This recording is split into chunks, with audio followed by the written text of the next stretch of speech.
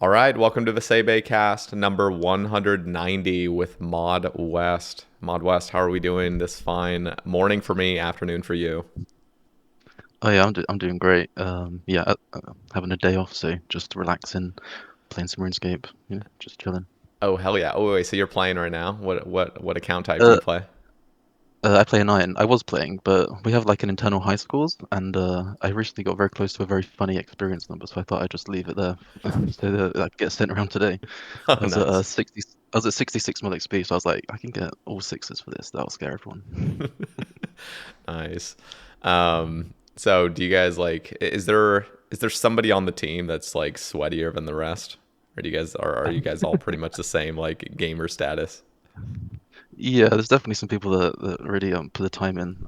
Yeah, some people are really impressive up there. Yeah. I wouldn't say specifically, but yeah, there's some very. I mean, there's people with multiple accounts ahead of me, which is like, oh, that's embarrassing. But for me, I mean, not for them.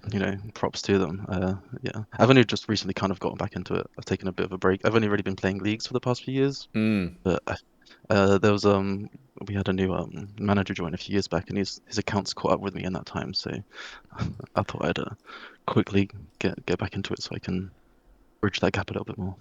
So I've heard this from other J mods. It's usually the developers. I know you're on the art side, but Mm. it feels like once you start working on the game and you're going deep, you're deep diving into like the game's actual like engine and just all the Mm. actual specifics, designing content. The playing the actual game becomes not as magical anymore. Like you just know the drop rates, you know exactly how all these systems work, and it's just and then you're spending all your time working on the game. So Mm. the last thing you want to do is come home and just start playing it. So do you feel that way Mm. in any sense, or is it a little bit different Yeah, for to a you? degree. Yeah, yeah, it can become a bit much, seeing it all day and then playing it all the time. It can become a bit like you get a bit burnt out a little bit. But I mean, as I was saying earlier, there's one of the people on the art team is at the top of the high scores, so he doesn't have a problem staring at the game all day and then just smashing out all the experience. So, I mean, it comes and goes. Yeah, yeah. I don't know. I wouldn't say it takes the magic away, but it certainly I don't know. I don't know. It just becomes a bit much. But you come Yeah. and go. You never really quit, do you? You're always just taking a break. Yeah, exactly.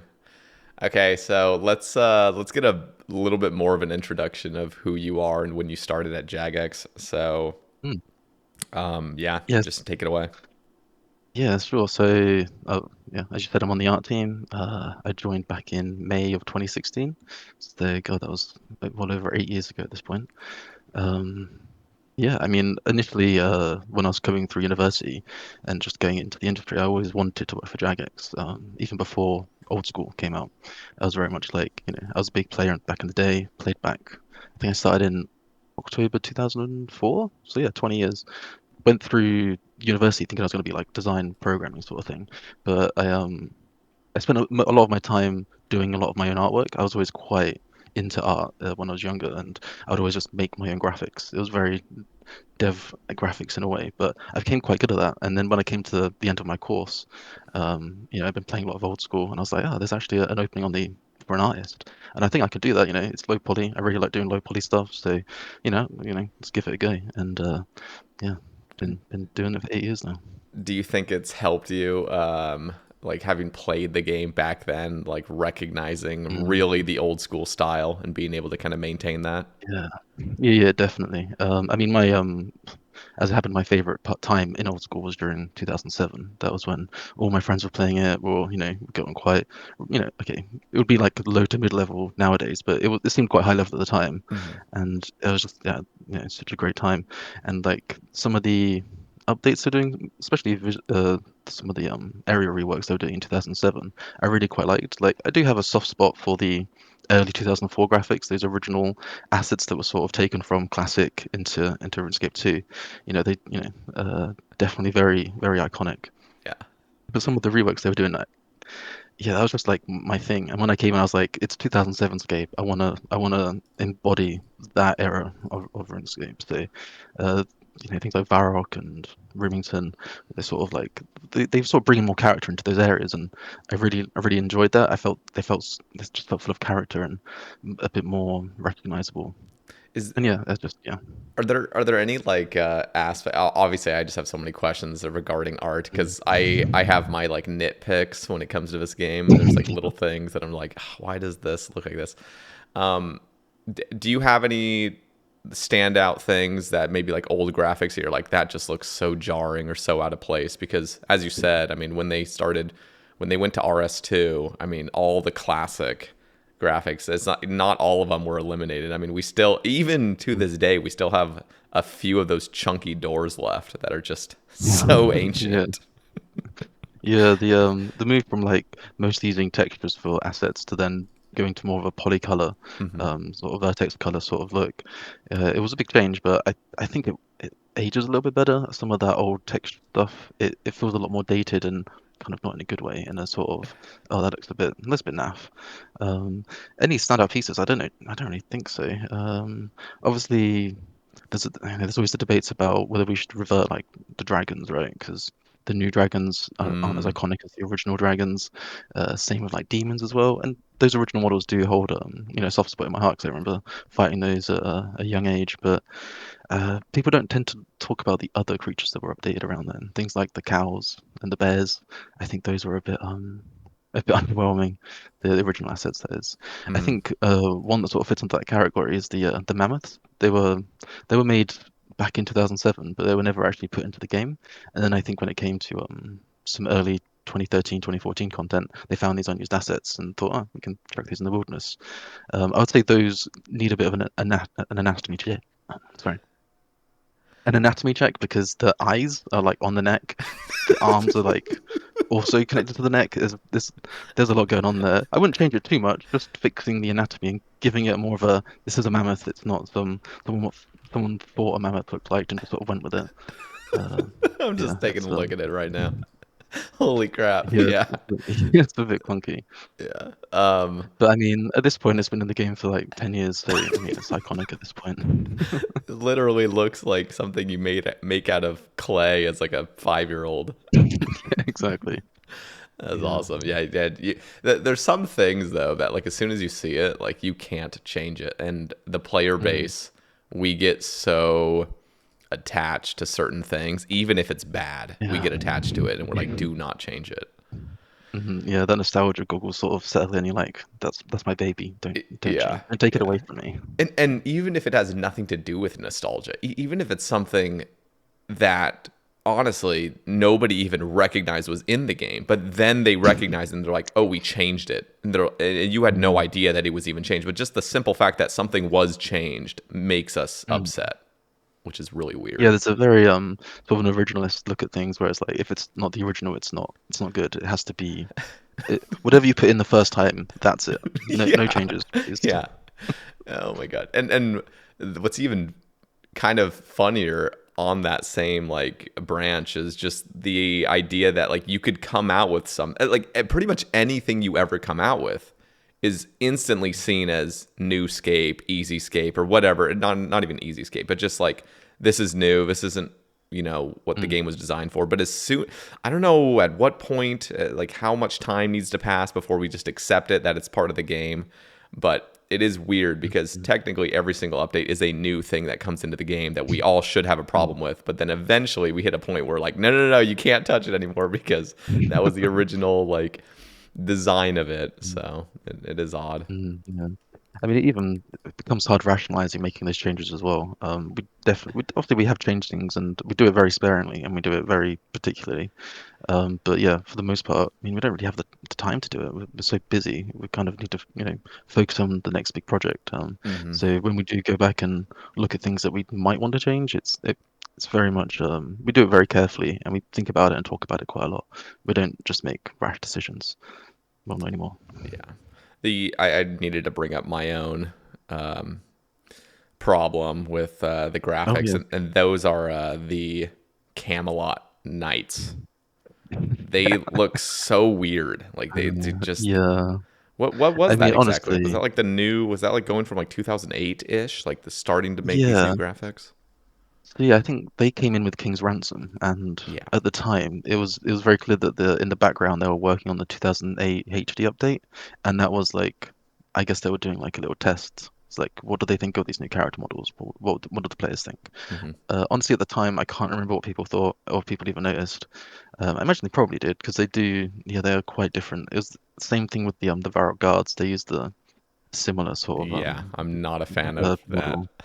Yeah, and we did. I think I can't remember. It was like 2 years ago. We did actually adjust the guards now, so they look like Falador guards, just using the default player kit, but with the they still have the style, the coloring Mm. of the previous cards. Honestly, I wouldn't be opposed to taking a look at the King Arthur and all of those people because yeah, it does seem a bit strange. They do they feel like they're from another world, which they kind of are. They do seem they claim that they're from Britain, so I guess it makes sense. But it is yeah, it feels a little out of place, especially in that part of the game. See, here's the thing though, like if you changed it, would people be upset? Because that's another one Yeah, of those exactly. situations where it's like, oh crap. Yeah. Yeah. Yeah, probably. Certainly people think they're iconic, and they do have a nice character to them. It's just when you stand next to them, you're just like, oh, what's going on here? Yeah. This just looks it just looks strange. Yeah, Yeah, interesting. yeah. I'm standing right now in Shazian Bank, and I just have to say the whole Shazian and Hosidius rework were so well done. I mean, compared to what Thanks. they Yeah. look like, it's night and day, beyond night and day. It's Mm, actually like a pleasure walking through the place. Although I will say, I mean, and I don't think this is necessarily a bad thing or a good thing. I think it's just something I've noticed. mm, I actually want to hear your take on it. Just the differences between obviously the scaling was managed a little bit better in these reworks, but it seems like when mm, you're in classic Gillinor and then you go to Zeah, there's like a distinct change that's like, wow, this place is much bigger. Like they're not trying to mm. squeeze in so many things into a one condensed area that makes it, I don't know, you know Yeah. what I mean? And then like there's just huge forests in Zeah, which we're just not really used to. Yeah, yeah. I mean, I think what we did with the Bayesian rework was fantastic, but it was certainly a learning experience. I think that, yeah, as you said, the big forests with I mean, there's lots of there's not as much maneuverability through the forest as you'd get from somewhere like Lumbridge, Hmm. which I think was perhaps a mistake.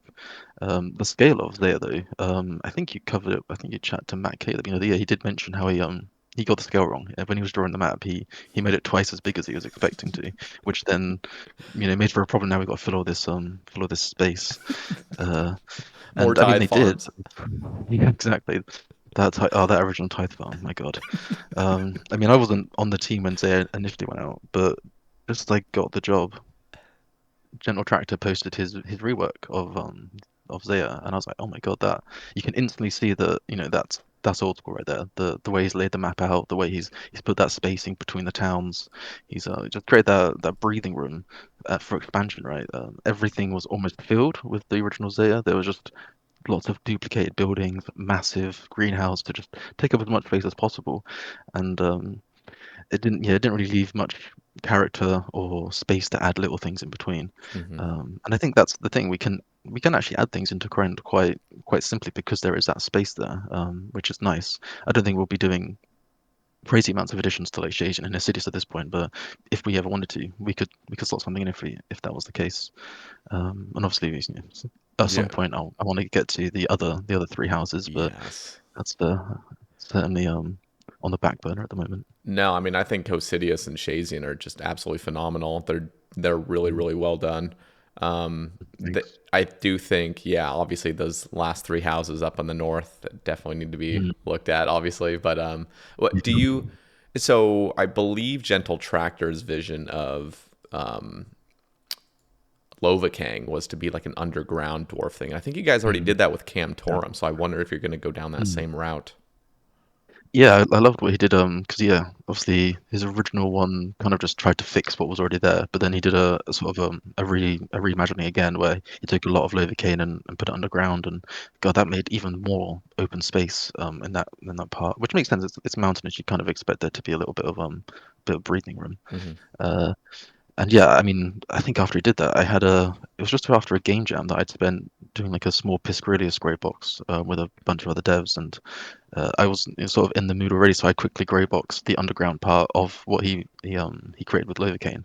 I'm just waiting for a time so we can slot that back in because yeah, I'd love to go in that direction. It really does help focus the content that Low Gain has, and I mean just removes all that lava because it's not helping anything, is it?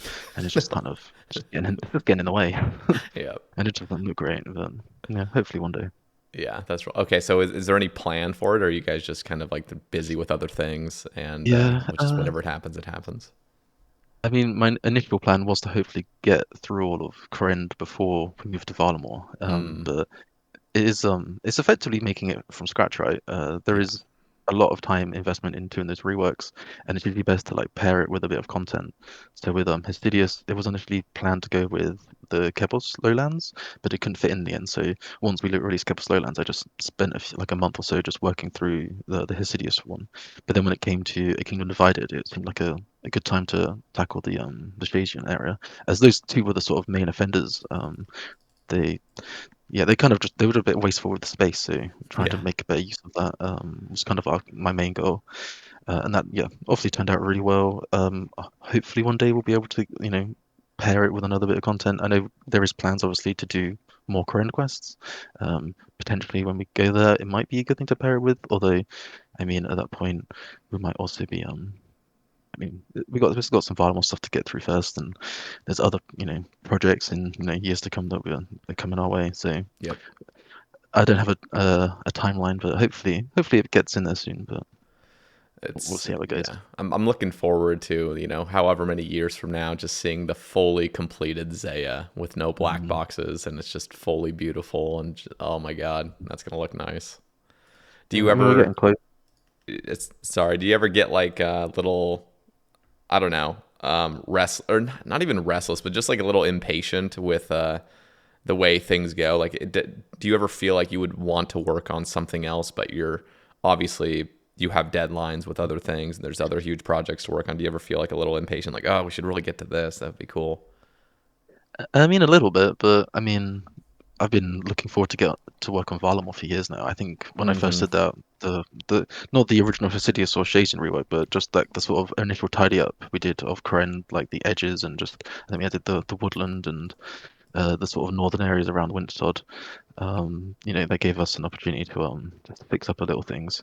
But I mean, I made like a little Easter egg, a little reference to Varlamore, and I was like, one day we'll be able to do this again, and hopefully come at it with our knowledge and our experience that we've learned after doing this one, and see how that goes. And also, I've just been pretty much knees deep in Varlamore for the past year, and it's been fantastic. It's been everything I've wanted to do basically for a long time.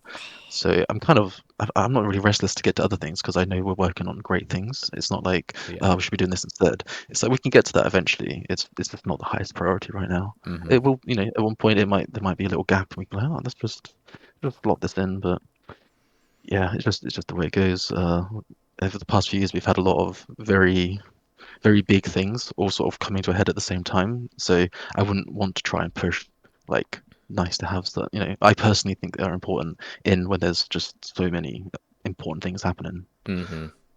No, Varlamore is absolutely amazing. I mean, I've been playing a new hardcore group for the past like 7 weeks, and Mm. there's so much you get to take advantage of in Varlamore, even at a low level.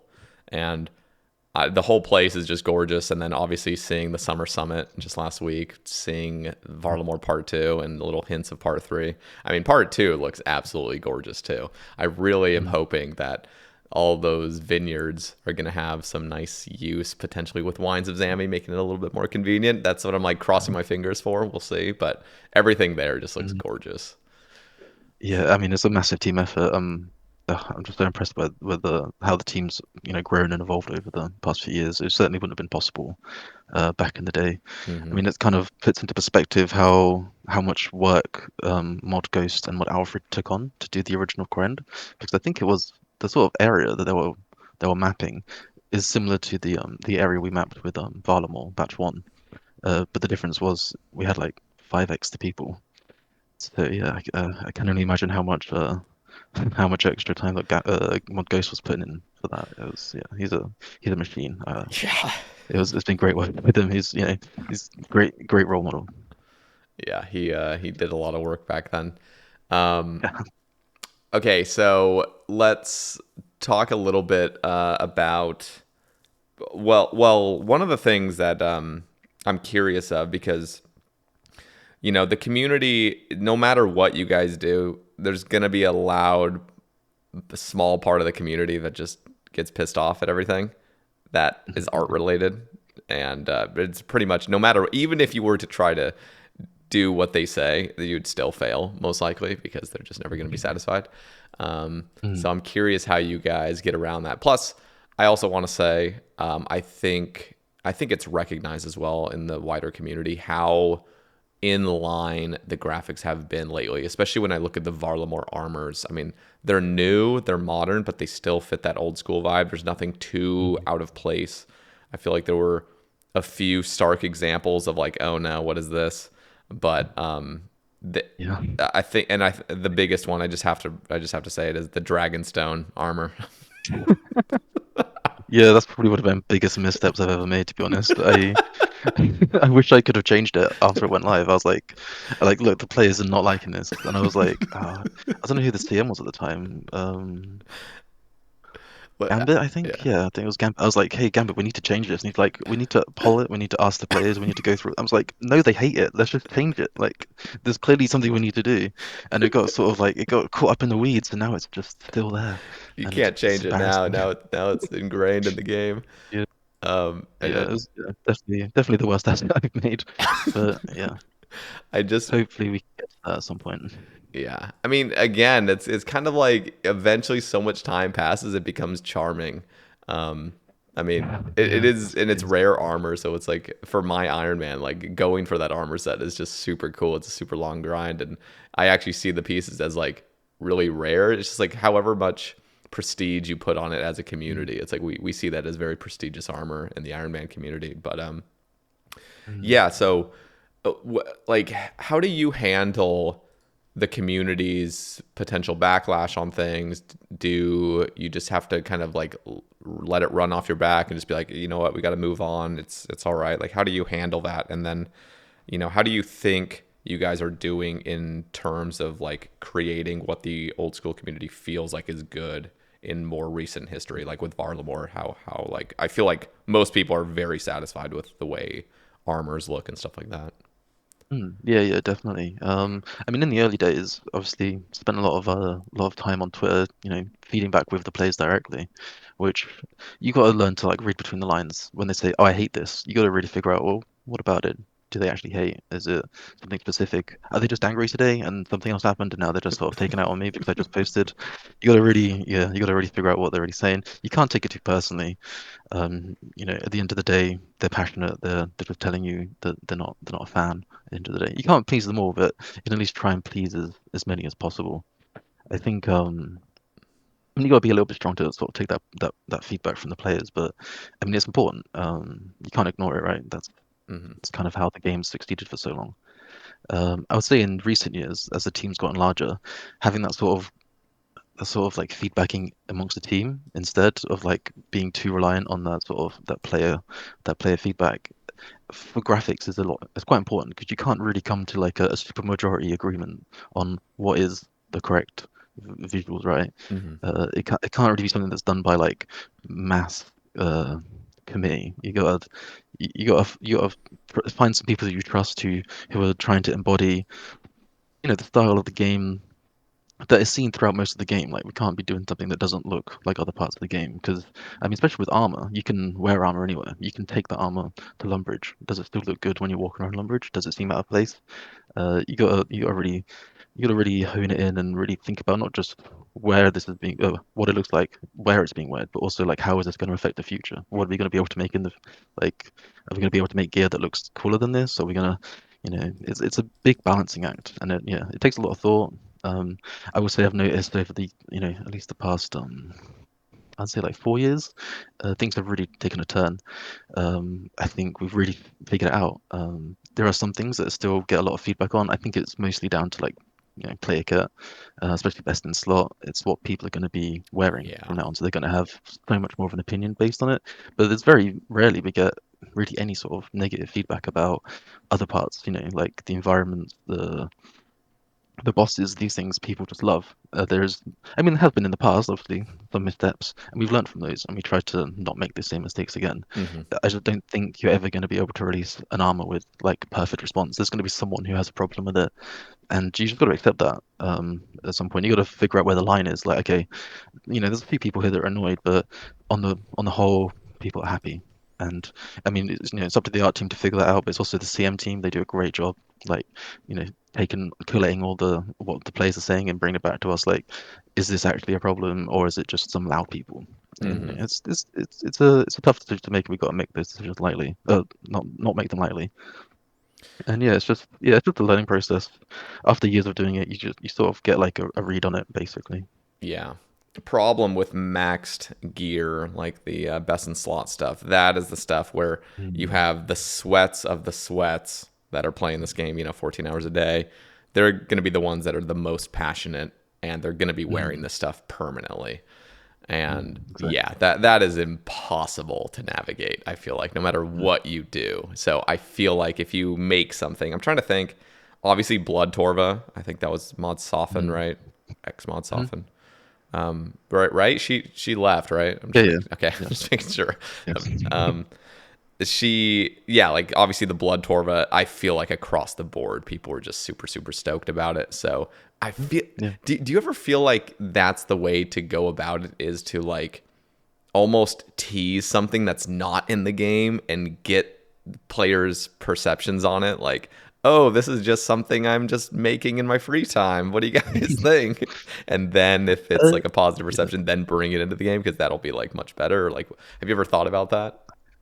Yeah, to a degree, it does. It kind of works to sort of like temper expectations that way to sort of like show an idea and then just let people sit on it and dwell on it and see, how would that look in the future. Obviously, it doesn't always work in production, right? You can't be Hmm. like, I'm just going to make an armor and then hopefully in the future it's going to become relevant in some way. Yeah. It's not always possible. I've done it myself a few times. I think with when we initially sat down to do Theatre of Blood. We needed some graphics to show at RuneFest. So I was like, okay, I guess I'll just go make some armors and see what people think. And that's where not Justice, Inquisitor first got created. And I had Mm. like a form of it there, and people saw it and people really liked it. But then the design pivoted a little bit, and we actually needed something more prayer focused, a bit more tanky. And so we went with Justice instead, sort of fusing elements of that design, and that was a lot of work with the community on that one and we got something good. But then we still had the sort of just the sort of Inquisitor design sitting around. And then I think when it came to do Nightmare, I was like, would people like this as like a low defense level, high strength crush sort of suit of armor? So put it out there again, and people were like, oh yeah, they seem to really like it. And I guess it already had time to sit with the community. So yeah, I think there's definitely like a way of doing it that way. But as I said, it's hard to fit that into production because you don't necessarily know whether that's ever going to actually be useful. It Yeah. might just be wasted development time. Were you ever part of any of the Third Age design, like the new Third Age stuff? Yeah, I think I did. Oh, what did I do? Yeah, there was I know Mod Ghost did the tools. So he did like the pickaxe and the woodcutting axe. I did the skirt, I think, for 2019's Treasure Trail update. I was trying to embody some like was it Ministerial Warrior with that one? 'Cause I figured that was I don't know. I think Third Age. I think Lord of the Rings. So that's Yeah. what I was kind of thinking. So Ghost also did Druidic. Oh, I did the Druidic. Yeah, sorry, Okay. I forgot about that one. That was more of People a love Druidic. yeah, that was an interesting one because that did exist in RS3, and I think I got Mm. hold of the assets because we have like I think we have a snapshot from around 2011, so we do often like grab things from there, and then we try to like old schoolify it a little bit, bring it back closer to the sort of proportions and like shape language that we usually expected to see. I don't know how far I went with the Druidic though. Let me have a look at that again 'cause it's been a while. I think it's still quite close to its original, yeah. Yeah, I mean, people like it. It's very rare. I guess it's very much sought after for those reasons. Yeah, one of the I don't know if you've seen that Reddit post of like the Third Age crossbow and the Third Age boots and the Third Age d'hide shield. Oh, I don't know if you've seen this. potentially. Have you? Yeah. Let me try to find them. But the like when I see things like that, that gets me so hyped for new. Third Age stuff. I think Third Age is like the best looking stuff in the game. Probably because it does have that element of prestige in it. So maybe if it was just Mm. like dirt cheap armor, I wouldn't see it the same way. But there's just Yeah. there's something special, and I think you guys nailed it with Mixed Hide as well. Is like that Mm. checkered design. There's just something so cool about like Yeah. a sort of like dragon hide that's checkered. Yeah, Um, yeah, yeah. I mean, just the original Third Age pieces mean a lot to me because, I mean, back in the day, I was always dreaming of one day getting a bit of Third Age. Never happened, obviously, but Never. one day maybe. Yeah, that's one of the things. I mean, I've been very lucky on Third Age. I have 5 pieces on my Iron Man. It's literally like you either get lucky on Third Age or you just never see Third Age. That's Yeah. kind of what it is. But yeah, I've just been absolutely addicted to Third Age. I think it's the coolest looking stuff. I'm gonna try to find this, but I'm gonna ask you as well about.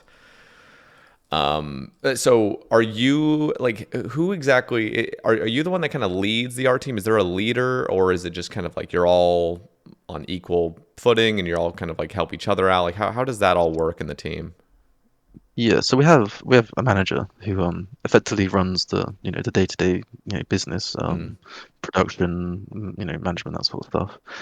I would say it is a very flat structure. Everyone has a say if they want.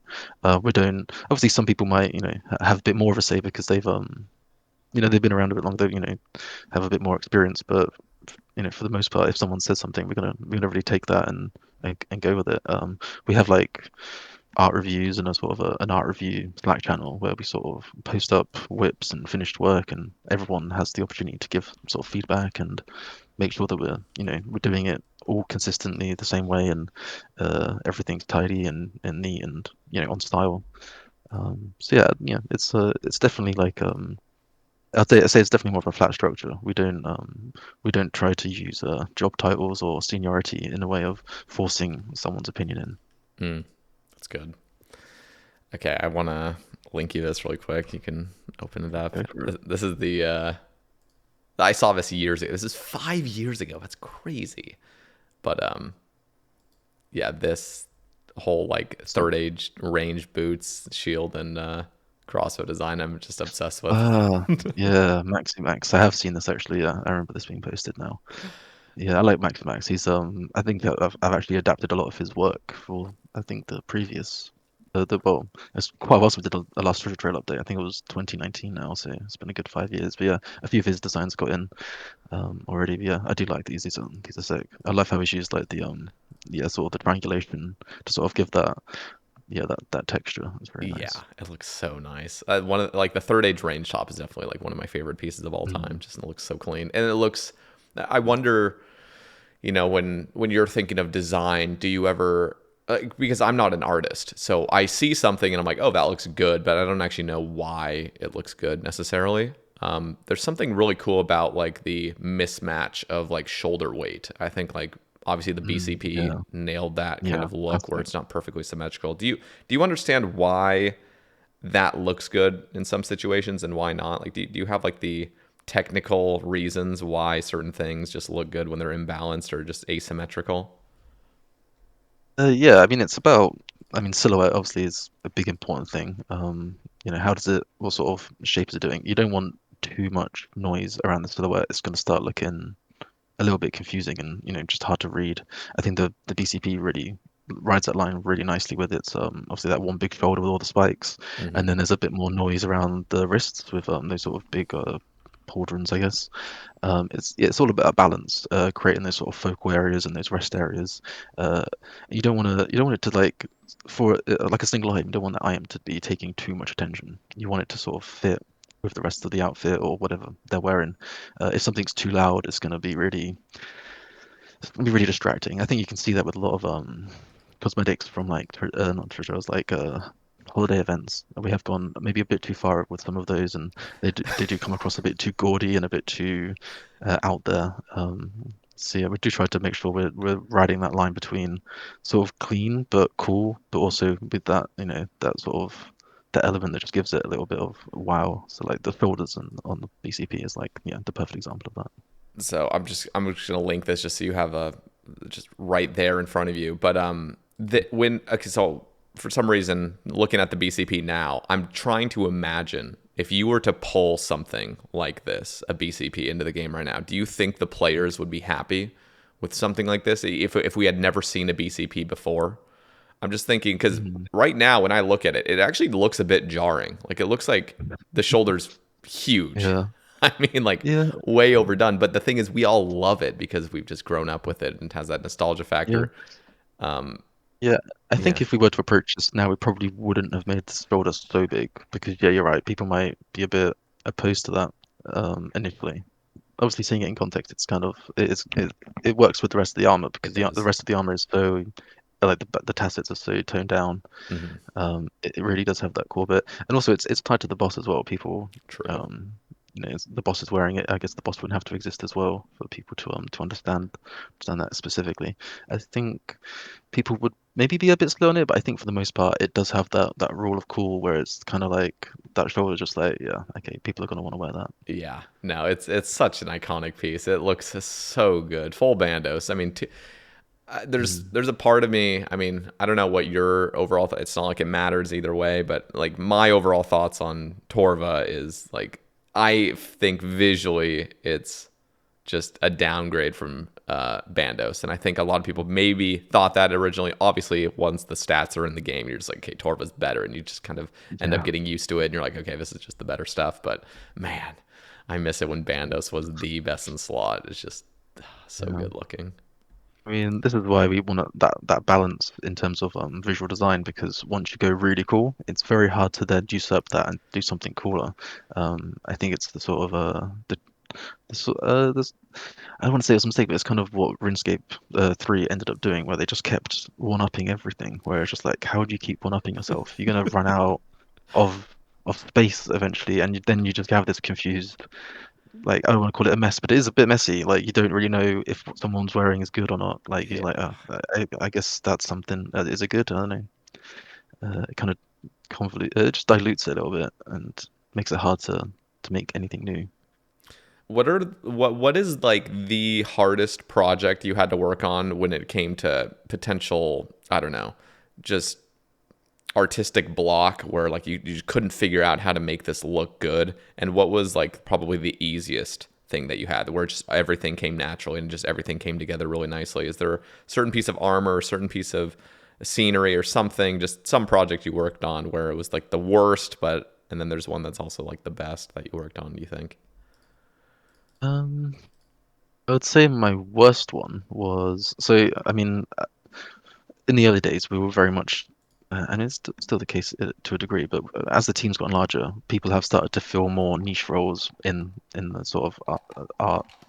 Like, people, just do environments or just do characters or just do Mm. animation. But in the early days when it was just me and Ghost, we were like pure generalists. We had to be able to do a bit of everything. And my probably my worst ability that I still had to do from time to time was animation. And when it came to the Dragon Slayer 2 project, the more important boss for that, surprisingly, was the halfway through the quest. It was the Vorkath because that was the repeatable content that people were going to be doing. So naturally, Mod Ghost took that. We'd kind of split a little bit. While we were both generalists, he was very much the character guy, and I was very much the environment guy. And there was obviously a little bit of overlap. So he was taking Warcraft. So then I was like, well, damn, I think I might have to take the final boss, Galvek. And animation really wasn't my strong suit. And yeah, I definitely felt some block there. Like I was trying to animate this sort of Chinese-esque dragon, and my animation skills were, and all the tools as well, weren't really designed to do that effectively. So yeah, that was definitely like, well, the first time where I was working on Old School, I was like, oh, damn, I actually don't know if I can do this. Like I'm struggling with this, which was very weird. I mean, I got to it in the end. I wouldn't say it's my best work. It does feel a bit too the life of the Sky Dragon, which wasn't really wasn't really my intention, but that's where it ended up. Things that come easy, just mapping in general. I think the Hesidious rework, I kind of just sat down and cracked through that over a few weeks. Oh, And I was that's like, so good. yeah, compared to Shazian, which we had a lot more, feedbacking and a lot more team involved in that one. And I'd say it definitely looks nicer because of it. But yeah, the Sidious one just sort of just fell together really well. I'm not entirely sure why. I think I might have been thinking about it for a long time, and a lot of the wall kit I made for it, I actually had a chance to make it initially for sleep, because we were doing, I guess that Mm. was probably around the Theatre of Blood release, and then I could take a lot of that work I'd already done, really sped up the process, and I could just focus on the mapping, and yeah, they just kind of came together really. It was great. So the community, obviously, over the years has become very efficiency minded. I think I feel like there's always just that subsection of players that are really efficiency minded. Although I will say, like in general, I actually feel like there's kind of like a turn away from that. People are just trying to enjoy the game now. Again, who knows? Maybe it's just the way I see the game. It probably is. There's still people that are super, super, super giga efficient, but that I feel like in turn leads into how you're designing scenery because Mm. for example if there's ores, if you're going to put a patch of iron ore somewhere, I mean people basically expect there to be a 3 iron ore spot at some Yeah. place because we just have all become accustomed to like, okay, this is efficient, we don't want to be running around trying to mine each ore. And then there's Mm. bank locations, and you can't make a bank too close to a teleport because that'll devalue other things. So, how much is going into play with just general useful, you know, like hotspots like that, and you trying to design the map? Does that just come at the end where you're like, ooh, maybe that's a bit too inefficient, or maybe that's a bit too efficient? And is that in your mind as well when it's like this is a new training spot because this is now the best place to be? Mm. Yeah. So what all Yeah, goes into yeah. that? Yeah, that definitely comes into it. I mean, what's the point of mapping down some mine rocks if there's not 3, right? Like, no one's Yeah. going to use those. You just wasted some space. You just literally just made some dead content. I mean, maybe someone's passing by and just needs a single iron ore, but Hmm. that's very unlikely.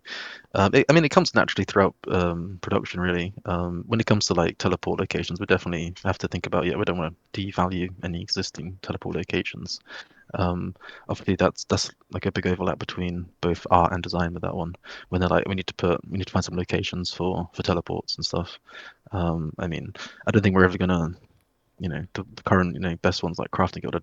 I really doubt we're ever going to be able to change that, and like, I don't think that's a problem. Um, but yeah, I mean, we catch those things. Hopefully, yeah, I don't know. It kind of just happens naturally. I guess that's the sort of the good thing about having a team that has a lot of game knowledge. Hmm. You catch these things really early. You can see it instantly. Oh, maybe there's going to be a problem there, or even catch it before and just make sure that we're not putting any of that stuff in. Or at least thinking about it and you know seeing how that weighs up against other options. And then you also have the community that will just shout about it within minutes of release if there is any problem, and you can just fix it. Yeah, yeah, exactly. I mean, that's the great thing about having that sort of feedback loop. Oh They're yeah, very quick to tell us what's wrong and what needs to be done. And sometimes, yeah, things do fall through. yeah, of Uh, course. but I mean, guaranteed we're going to do something about it if it's a big enough problem. We're not just going Yeah, to be sitting there like, well, good luck with that. yeah. See you on to the next thing.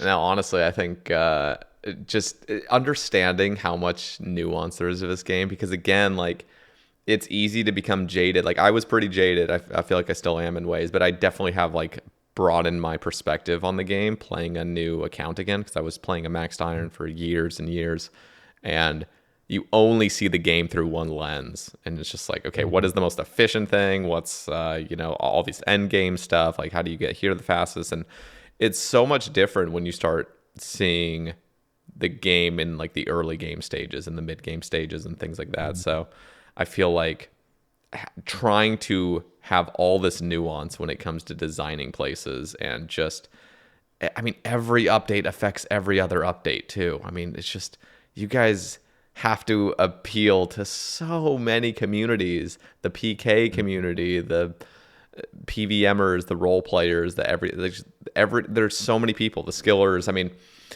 and then you got a bunch of game modes too, like UIM. Like if you try to design something that's going to break the UIM game mode, I mean, I would, if I was a dev or some, I would have no idea that something's going to break UIM game mode. So you guys, Mm. oh my god, I can't even imagine the amount of checks you have to go through just to make sure these simple little updates are not going to break any person's experience. Yeah, it definitely helps having people playing those sort of game modes themselves personally to help catch those. I know we have a True. very very high level ultimate Iron Men, probably a few actually in the team. Lots of tons of Max Diamond as well. Uh, yeah, it helps having that experience so we nullify those as much as possible. Obviously, sometimes things do go through unexpectedly, and sometimes they kind of, I don't know, it's like they sort of, it's almost like they're appearing naturally, and I don't know. I think sometimes it's good to sort of curate that a little bit, not like make it purposely, but like if the players have just found something that's a new way of playing, should we be taking that away from them necessarily? I Yeah. don't know. It's just that immersive design. It's just kind of cool.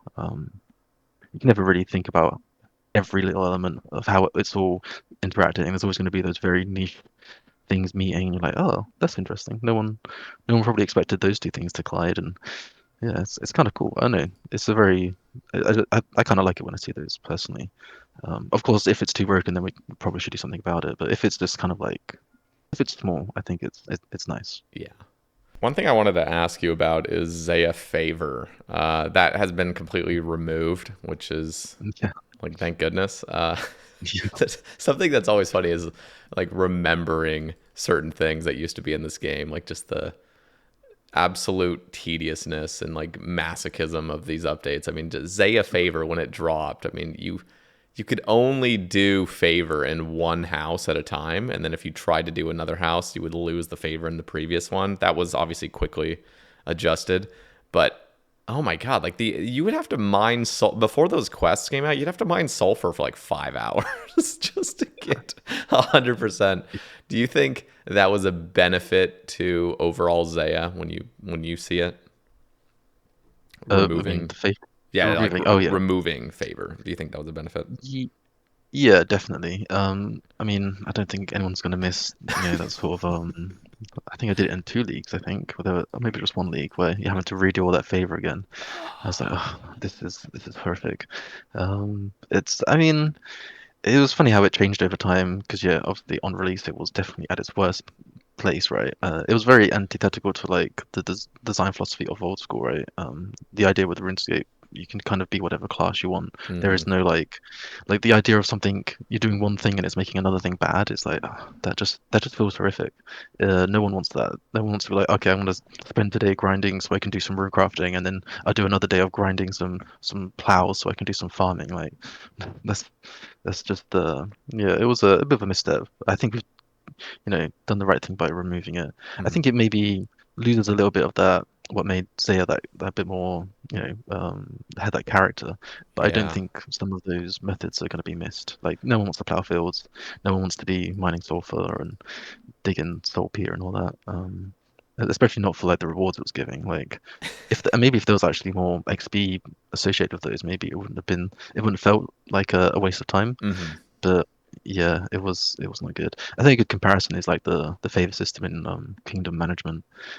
It's still similar, right? Over time it goes down, but it's nowhere near as like you don't spend as much time getting that favor back up. You have to just go there for about 20 minutes and you're all good. Yeah. And you're actually getting direct rewards from it, like getting a bunch of herbs or logs or whatever.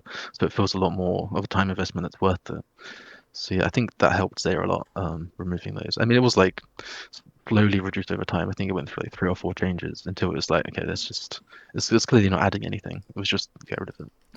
Yeah, I think that So was a really positive change. It always surprises me sometimes when big things like that are actually just removed. It's a mm, pleasant surprise. It's just nice knowing like, okay, you guys will make those big decisions like that just to it was the same thing with the blowpipe being nerfed. I mean, just mm, big things where you just never expect a place to get a huge overhaul like that or a piece of mm. content being removed when it's so bad.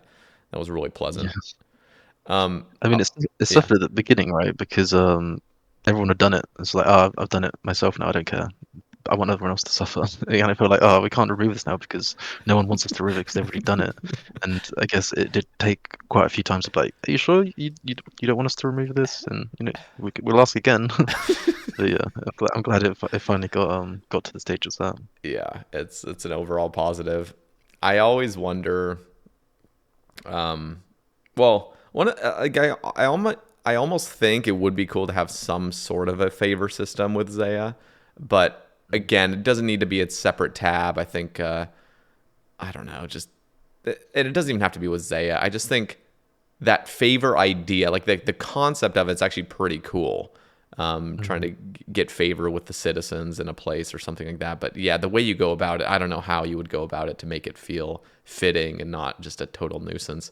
One of the things I actually wanted to ask you was like the design philosophy that we've seen over the years, like how it's kind of like evolved. Because I swear, back in the day, I mean, Zeah favors like the starkest example of just pure masochism. I mean, it's just truly just here. Let's let you suffer for 15 hours to get your full favor, whatever it took. It was ridiculous. I mean, you're plowing fields, mining saltpeter, mining sulfur. I mean, just all this going to the library without a plugin. That was bad. I mean, it was so bad. But the thing is that I feel like back then it actually was more fitting because you had so many more players around that time that were like, they actually saw the game as the more suffering, the better the rewards. Like we have to design things based on like how bad is this? Like how painful is this activity? And then we'll, scale the XP to that. That seems, obviously that's an oversimplification, but I wonder nowadays we definitely have a lot more players that have very much expressed their disdain for things like that and their desire for fun and their desire for things feeling good and just being enjoyable across the board. There doesn't need to be this element of just horrendous, just unfun in an activity. Do you see that? Like, have you seen that evolution of the community seeing the game as, okay, just bring out the updates that are fun, even if, potentially people see it as easy scape? Yeah, I would definitely say I think as the community's gotten larger, obviously I guess people around in the early days were very much the most dedicated fans of the original old school version, and maybe that was like I know something just ingrained in that sort of that type of community at the time that they were they weren't opposed to these crazy grinds, and I guess there was also like a push from the team at the time to give them more content and making a drop 1 in 4,000 is a good way of giving them more content, I guess.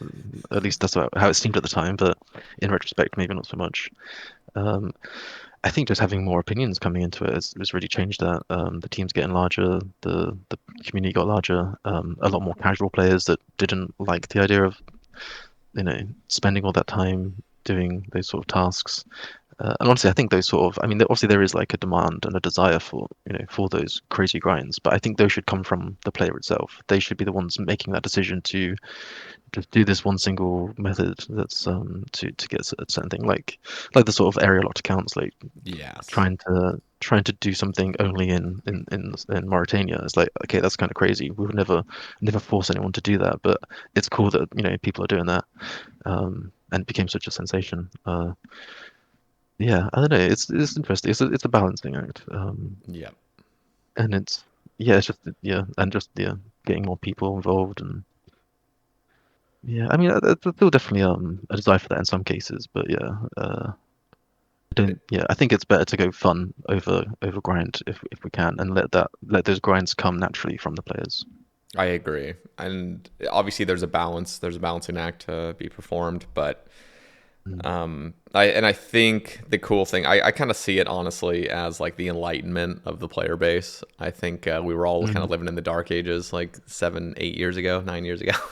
It was not good because I mean, seriously, like the things that we take for granted now were looked down upon. I mean, even when you think back, I think it was 2013 or 2014, they were polling if you could move your camera with the middle Mm. mouse button. I mean Yeah. that like failed or something, or it got really close to failing or something. Or I think it actually Mm. did fail the first time, or something bizarre. Like holy crap! I mean, Yeah, there was definitely like a reservation for like changing things in the early days. oh yeah, There was people were very much like there was a lot more like originalists, which like I don't want anything to change, which obviously isn't really good for the health of the game. The game is not going to last very long if we don't change anything. We need yeah, to add things. We need to keep things interesting. Uh, but yeah, it's interesting how that sort of changed over time. 'Cause, yeah, I mean, the one I always look back to it was when we added the world map in, I want to say 2018, 2017, like into the game. Like before then, you had to just load up the world map on yeah. the side. the people still vote. I mean, like, it got 94, 95%. That's still pretty high, you know. It's like probably one of the highest ones you can get. But the fact that 5% of people were still like, no, I don't want an integrated background. It's like, what? Why not? Don't I open know. it. Like, what's it doing? Well, there's people. Yeah, I mean, you also gotta just like see the average OSRS player and just be like, okay, yeah, there's definitely gonna be some players that are just spite vote everything no. I mean, there's probably one thing back in 2014 or whatever that just pissed them off so bad that I'm voting no to everything from here on out. You know, you got a Probably. little subsection of players that'll just repeatedly do that. It's funny. Yeah. I, And if there's anything with old school players, they're committed and they'll stick to that. Oh, they will. And you know what's really bad is when you see one of those players out in the wilderness and they will not budge. I mean, oh my God, dude, when I was out in the Rev Mhm. caves back in 2018, I mean, the players' commitment to ragging you Mhm. endlessly, Yeah. it's disturbing. So I can definitely see that being translated over to polling and everything else. So Yeah. Yeah. 100%. what the best part of because obviously there is an argument to be made about the purist game mode. I mean, truly, I can empathize with people wanting the game to be in its original state, but Mhm. oh my God, like the amount of quality of life and like seriously, it's Mhm. painful to play this game without RuneLight now with all the plugins and everything. It makes it Mhm. such a better experience. And one of the other examples I wanted to bring up of just that enlightenment was we for like 2 years we were in this weird lull when it came to plugins where like we couldn't left click pickpocket things without breaking the Mhm. rules. And that was just so bizarre to me. It absolutely made no sense that you had to right click and then left click, right click, left click to pickpocket Mhm. things that are meant to be pickpocketed. It was Yeah. unbelievable. And there was, you know, that was a rule. I mean, you would be breaking the rules if you try to, menu Mhm. swap it. And I just love how far we've come where we just see it as like, dude, menu entry swapper is essential to this game. It's now being brought over to mobile, which is going to be phenomenal. I mean, all of these things are just so pleasant. They're such good additions to the game, and I'm so glad we've like moved past that like weird era where everything was seen as like offensive or just like this is going to Mhm. be a game offense, you know. So Yeah, yeah, I agree. I mean, I guess it requires that time and it playing with those does. awkward systems to really be like, maybe this isn't worth it. Maybe it's not worth the risk strain. Maybe we should just make this a little bit more accessible to a degree.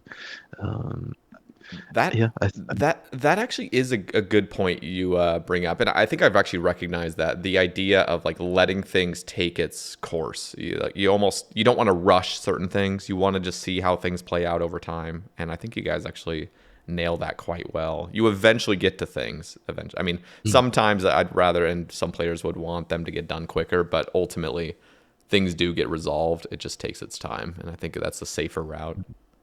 yeah. I mean, if enough people still think something's wrong 2 years after we've spoken about it the first time, clearly there's still like a push here for fixing this sort of mechanical tedium, but. Yeah, it takes time, and yeah, you can't just fix everything in one go. I would not enjoy going back to the original release of Old School and trying to play that in fixed without any rendered view, without being able to middle mouse click, just click drop. It's like just so many things like you just don't expect nowadays, and yeah, it's just come so far. All those little quality of life updates, just yeah, you forget that weren't there initially. You do, yeah. Um, Do you? So I'm trying to think. Obviously, with mobile coming out, there's also going to be the HD coming out. Are mm. you working directly on HD? I'm, obviously it's within the art team that's working on that. Uh, my role is mostly just feedbacking at the moment, Mm. play testing. That's being handled by a few people in the team. It's mostly on our manager. I think he's not very out there in the public, but I think his mod name is Mod Chili. And then there's also Mod Grub, our concept artist, and Mod Rai. They're sort of handling that at the moment, for the most part. Yeah, I mean, I've we have like a test build of it at the moment that I'm using. So I play obviously I'm using RuneLight on my computer, but when I go over to my iPad, I'm testing out the new HD mode, and uh, yeah, it's awesome to see that advancement, especially coming to mobile. I think it definitely works really well on mobile. Excited to see because it's still like a sort of a test build at the moment. We don't have all of the features, even the features that they've shown recently. It's still is lacking a few of those. So I'm excited for some more updates on that one, and also obviously truly excited for when we get the tools in our hands, so we can actually start going through the game world and doing a proper lighting pass because that's really gonna. I mean, you can Yeah. see what they've done with 117. They've on its original release, it did look a bit shaky in some places because doing an entire lighting pass over the entire game, it takes a lot of time. So you kind of have to start with just like a generic lighting, and then as time goes, you can be like, okay, let's make the swamp look spooky. Let's make the desert look hot and sunny. Um, yeah, that's going to be really exciting to see that character start coming into it. Yeah, I'm pretty excited. I definitely wasn't the that player that was super against any graphical changes. I think I was kind of in the middle ground of just like, okay, like I kind of like the old schoolness. I don't like the, you know, like the pre EOC graphics necessarily. There's some people that Mm, really find that nostalgic. I just didn't play in that mm, era.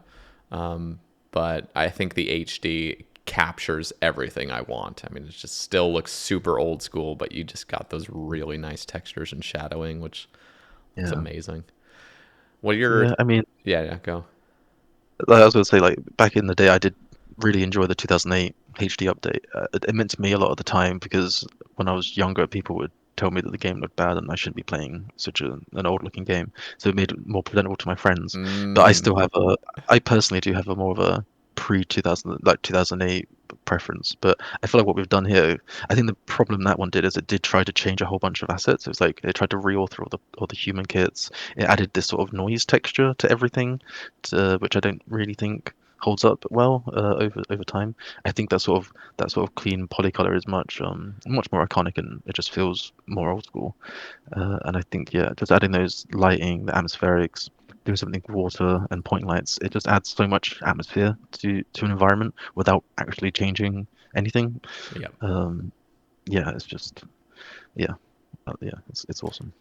I wonder. Oh, this is just a little side tangent. Will like held lanterns give any lighting effect? Do you think, or is that just something that's not going to be?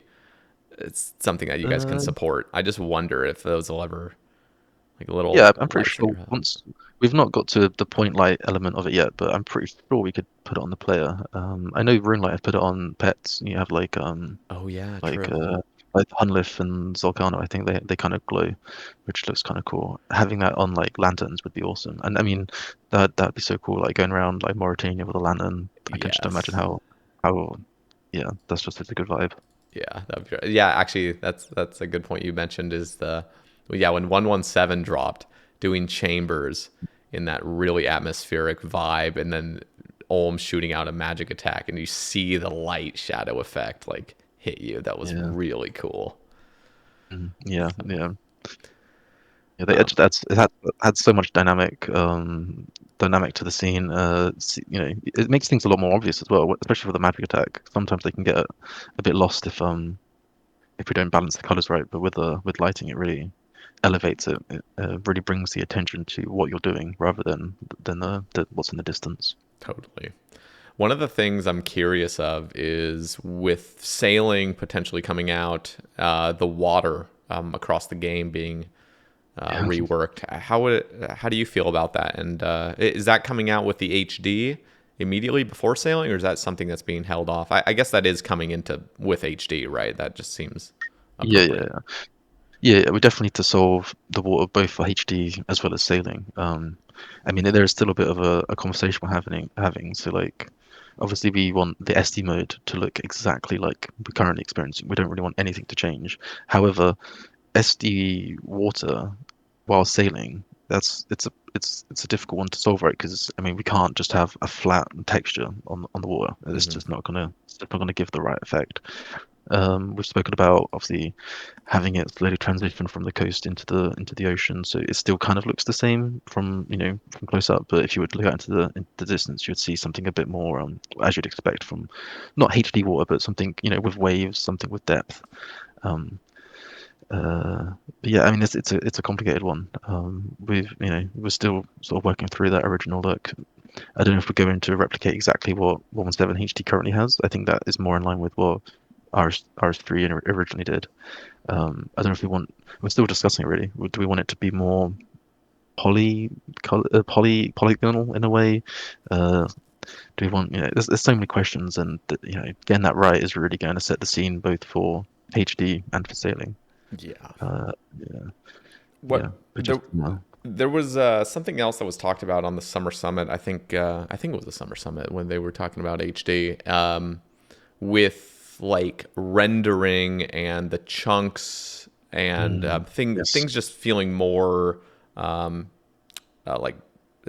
like there's no seams or something, like mm, seamless transitions between areas. And one of the things I yeah, want to just mention is how annoying it can be running, and then you see your bank booth that you want to click on, but it can't be registered yet because it's like you haven't really actually loaded up that area yet. So I wonder, I mm. don't know if you have the answer for it, but is that also going to be changed where like as soon as you can kind of see the object, you can click it? I know it's like that last birdhouse run you're doing, some of the time you just need to get close enough to that final birdhouse for you to even be able to interact with it. I wonder if that's going to be changed at all too with the kind of like seamless loading. Um, I, I want it to be. I don't know what the exact stance is at the moment, but it's certainly something that, I mean, if we're going to be, removing that sort of that chunking and that's staggering. It would make sense to actually have those things that you can now see interactable. Um, Obviously, it does change things. Obviously, being able to click from really far away might be a bit of a question depending on how far the render distance goes. But ultimately, I think it's I don't really think it's going to impact anything too heavily, and I think it's just good to have, right? It doesn't make sense, right? I can see it, but I can't click on it. Yeah. Like, so yeah, I'm definitely in the opinion that we should make it clickable. Yeah, obviously there can be limits. I mean, if you're going to be able to load up like everything, I mean, yeah, there's going to be some things that are just Yeah. unclickable. But I feel like the thing that is just kind of annoying, like for the average player, if it doesn't understand the chunking that's going on, it's like you can see something that's relatively close. I mean, sometimes something will be so far away and you can click it because it's already loaded that chunk. And then Mm, some of the times things will be relatively close to you and like you just can't click it yet until you move a few more tiles ahead of you and you're like, oh, okay, now I mm, can click it, which is weird.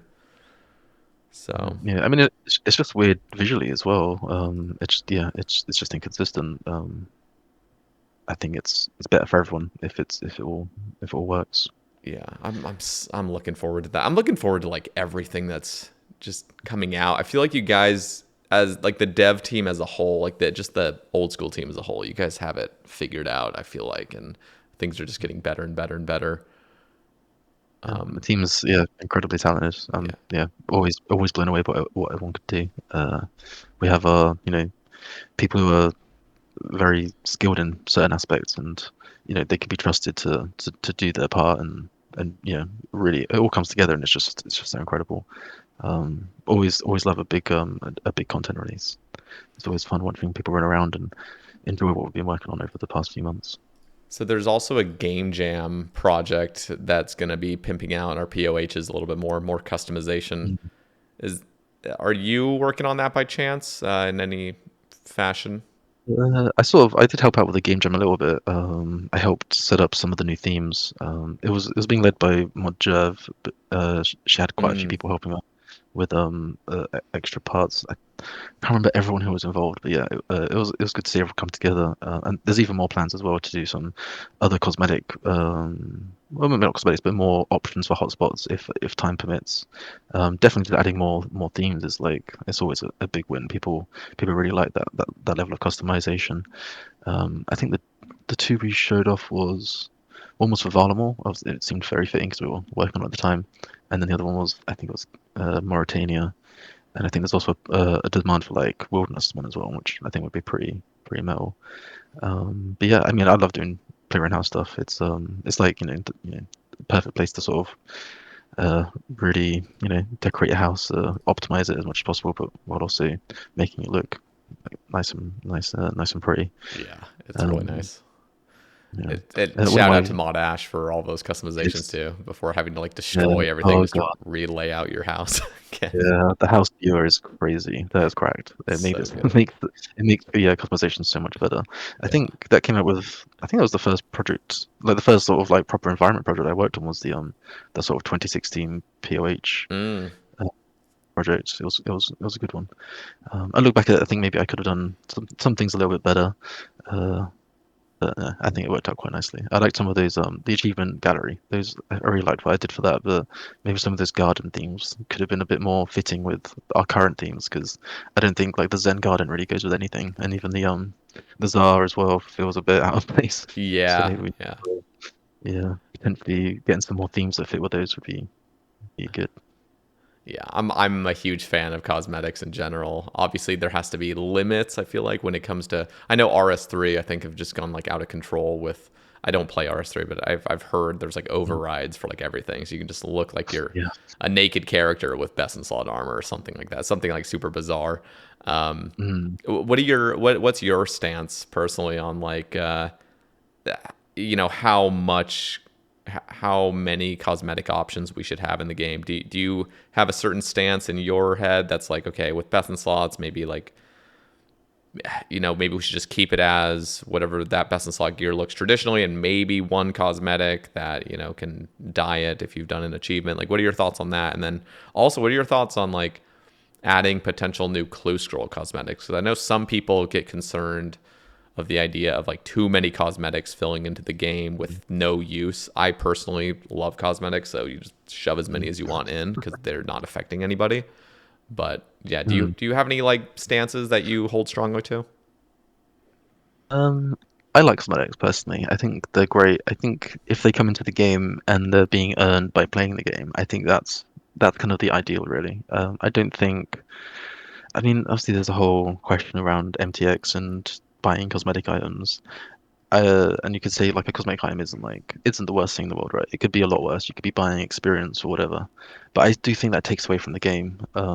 Just because it's a cosmetic doesn't mean that that couldn't be a reward from something else. I like to think toward the sort of like the achievable cosmetics, things like um, an ancestral. You can get the twisted variant of that. I think that's a cooler way of introducing cosmetics than just purchasing them. I do think there's also a place for trash, you know, cosmetics as well, like you'd get from treasure trails. I think they give people the ability to customize their outfit to fit many different themes. I don't think there's a problem with those. In fact, I think some of them work really well when they sort of double up. They're both cosmetic and they look cool, but they also have a purpose, so they do hold a price. I think those are really important as well. Um, I've worked on the past two treasure trail updates, and making all those cosmetics was definitely a highlight. It's really fun just making fun gear and seeing like, oh, so people wear all this armor. What could I make that would fit that and look kind of cool? I think that's where like spiked manacles and the Fremnik kilt basically came from. Like, Yes. how can we make like these sort of one defense people look cooler and give them a bit of a buff, but just sort of fit into what they currently have? I think those two were really great additions. It sort of harkens back to like the Ranger boots and the Robin Hood hat. Yeah. Like they weren't just cool; they also, were helpful for like account progression.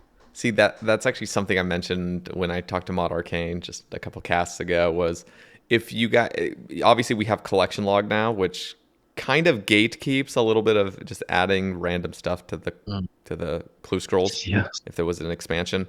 I was suggesting because personally, like I think collection log's cool and all. I understand the downsides of it. I don't feel like the Mm. game should be catered to it, but I understand how bothered people would be if you just somebody green log the medium clue log and then all of a sudden, oh, here's 50 new boaters to go collect, go enjoy yourself. But I Yeah. thought a better way to go about it would just be to do exactly kind of what you were just talking about, like add some useful, unique, mildly Mm. useful that has some sort of account progression to it. So, another pair of boots that's cool for something, I don't know, and then for the mediums that are, some other nice little leg slot or just anything for elites, and just add like one or two. So even though people are losing their green log, you're hunting one really cool item that's actually going to be very valuable, and it's going to be some just fun little hunt you can do. I think, in my opinion, it's like the best way to go about it. Obviously, you're going to piss off a lot of people by just adding anything, but I think that would be the most appropriate way to go, is just add something fun like that that looks cool, has some use, and it's just one or two things to the table that just feels like a mild expansion to clues, which I'd be a huge fan of. This collection log certainly complicates things a little bit because, Yeah. as you said, but I mean, looking back at some of the original Treasure Trail updates, like from like 2007, they did add a lot of bulk cosmetics that weren't Yeah. really adding a lot. Like, did we need to have every color of boater? Would it have been a better system to have just the one boater and you can use dye on it if you wanted a red Yeah. band? Exactly. Yeah, like there are other ways to sort of solve that without filling the reward pool with just too many items. I like to think that we wouldn't, do that again. It is kind of hard coming up with cosmetics that also do hold a value because they have like a stat that is unique to that specific. Maybe it's specific for a specific encounter build, but it's still, there isn't as many ideas there as then just recoloring one asset 5 times, or having a million different heraldic items which are adding absolutely nothing. Yeah. Um, Especially yeah, the I mean, Addy Heraldic, which is actually useless. At least the rune it requires in yeah, some steps, true. but Yeah. oh my god, yeah. Yeah, I did actually make that worse because for the 2019 one, I added all the chest plates because the assets were already existing. They were just sitting in the repository unused. Maybe it would have been better if they stayed unused. Maybe. Yeah, I think Yeah, so yeah, back something like then that. it wasn't that. I mean, especially back then because Collection Log had just come out.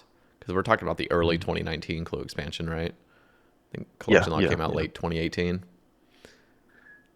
yeah. I Yeah, guess I mean at that point people weren't too bothered at the time. we Uh, weren't. It's only gotten yeah. worse and worse because now people feel this entitlement to complete the Mm. Collection Log, which Yeah. is not a great thing to hold in the back of your mind, to feel like you need to be completing this because oh my god, this is endless. The goalpost keeps moving. Like this is yeah. Yeah, I mean that's the thing with a lot of these long grinds. I don't think any developer expected anyone to max these things. Like I remember the guy was saying when they set the max experience, they were like they just put in a number that they thought no one would ever hit, and then people like I'm going to hit that number now. I was like, okay, good luck. But yeah, obviously when I guess with the next B, you can't really add more to it after that. But yeah, with a collection log, it does complicate things when you want to start and stuff. I wouldn't say we should be limited by it, and yeah, it's kind of on the person a little bit to sort of set that expectation, especially in a live service game where like obviously things are going to be added. You can't really prevent that from happening. But I guess we just got to approach it approach it carefully and make sure that we're not ruffling too many feathers if we were to go down that route. Yep. Um, I mean, treasure trails are just so popular. I think on the whole, it would be a net positive for people like, oh, cool, I want to do some clue scrolls to get the new items. But yeah, it's definitely worth considering. Like, yeah, not adding too many of those just generic cosmetics. I mean, another option would also be to just have a treasure trail like bit of content that is sort of fulfilling that same loop, and that way the rewards are not going to affect old treasure trails. But it seems a bit limiting, Yeah, personally. it's tough. It's tough to get that right, but you're right. I think you guys will handle it pretty carefully and obviously get the community involved in it, deciding what to do. Yeah. Because I feel like the vast majority of players would not care if you just added new stuff to the previous Mm. things. It's the people that have really dedicated themselves to certain grinds that would really be bothered by it. Which you do have to consider their opinions because obviously they Mm. play the game a lot. It's just Yeah. yeah, it's a tough one. Mm. Okay, I have three fun questions for you. I want to see your thoughts. So, I want to ask your favorite armor design in the game, your favorite weapon design, purely based on like the actual look of it, not the usefulness. So, favorite Mhm. armor, favorite weapon, and favorite boss, looks wise. Ooh. Favorite armor. Assuming I'm not picking my own things, that'd be a bit You can be a if you bit self. want. I've I mean, as I mentioned earlier, I was always quite happy with how Inquisitor turned out. It's certainly It looks quite a very cool clean. Yeah. uh, yeah, outfit.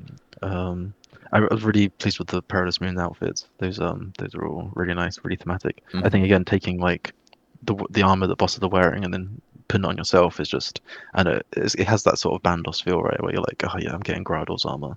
I got Yeah. the BCP. Uh, God, what are my favorite bits? Favorite weapon. I mean, my favorite weapon has kind of always been the whip. It's so iconic. Anything new that we've made? I mean, there's been so many. It's hard to choose, really. I think I'm actually with you when it comes to the whip. Whip is, I you guys had suggested like years ago, enter the bone whip. You know that. By the way, did you have anything to do with the bone squirrel coming out soon? No, that was I think a dev suggested it, I think, and then went to Modjerv. She's like concepted up, and then That is the uh, coolest thing ever. I want it so bad.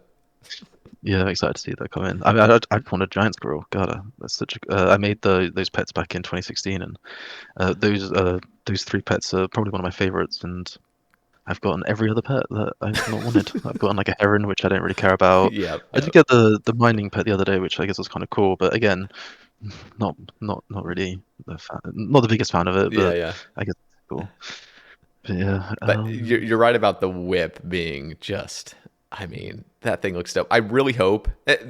I'm just totally interrupting you at this point, but like I think in the future having a new whip that's genuinely good mm, come out into the game would be so cool, and keep it very simple looking. Just make it look really mm, badass. And then yeah, another thing I'm obsessed with are chain bodies. I think we need to bring yes, back chain bodies, but like very classic looking chain bodies. Nothing mm, super overwhelming, just the classic like just yeah. brick chain over your chest. Like if there was something like kind of best in slot about that, I would be all over it. I think that'd be so cool. Mm. Yeah, yeah. I do love the that classic chain body. I think we were looking back at those when we were doing the guards for Varlamore, and Mm. sort of like yeah, it's very a very unique way of solving a chain body, and I think that's what makes Aram's quite cool as well, because it's got that sort of the very Yeah. subtle chain vibe to it. Because it's literally just a set of generic robes, but with some chainmail on top, and just like what? Oh, How does that really? look so cool? Oh, Yeah, that's it just cool. elevates it. It's yeah, it's great. I think what strikes me about the whip is the thing that made it so iconic for me is seeing it in those very. I mean, just seeing it back in the day when it came out, it was just like, oh my God, what is that? And it was like so expensive. And then you'd see like, I think it was the first PK I saw. It was like I Mahatma I. When it still had its original special, which would just smack people for its max, and I was like, "What the hell is that? That is crazy." It was just so iconic. Yeah, it's such a great weapon. Yeah. I'd love to, yeah, do something similar again, for sure, potentially in the future. So all the other ones. Favorite boss? That's a good question. Oh my God, there's been so many. Uh, I mean, everything Mod Ghost has been making over the past, or the first couple years, like all the like raids 1 and 2 bosses.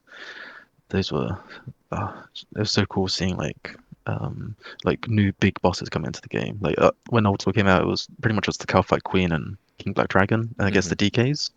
I'm not sure if it was much else. So like, just the amount of bosses we've added since then. Some of them are just so cool. Obviously, what we did with TOA as well. Got to do a shout out for those because I love what the concept and the character team did for those. I'd say my favorite one there would be. There's a toss up between Baba and Zabak. Just the size of Zabak is just and having it as two Massive. parts. Like we've never done that. Well, okay, we've done it, I guess, with like Olm, where it's like multiple parts to this guy. It's like big head, big arms. Hmm. But Zabak had its like the main body like perched on the side of the island, and this giant tail. It was so cool. Yeah, it's hard to pick a favorite to be honest. There's just too many good ones. I'd say maybe like iconic. I would say like Calphi Queen, like from the original 2007, because that was, even though it's, Mm. the rewards from it at the time, the Dragon Chain body was iconic, but obviously not that useful nowadays. Um, but yeah, modern bosses, yeah. I don't know. We just keep hitting it as well. I liked the Perilous Moons bosses. We got some with the Huey Quao that's coming out with Batch 2. Some really cool mine designs going on there, which we've not really done much of in the past. Yeah, I don't think I can pick a favorite, but yeah, I guess I've picked my top five there. Probably.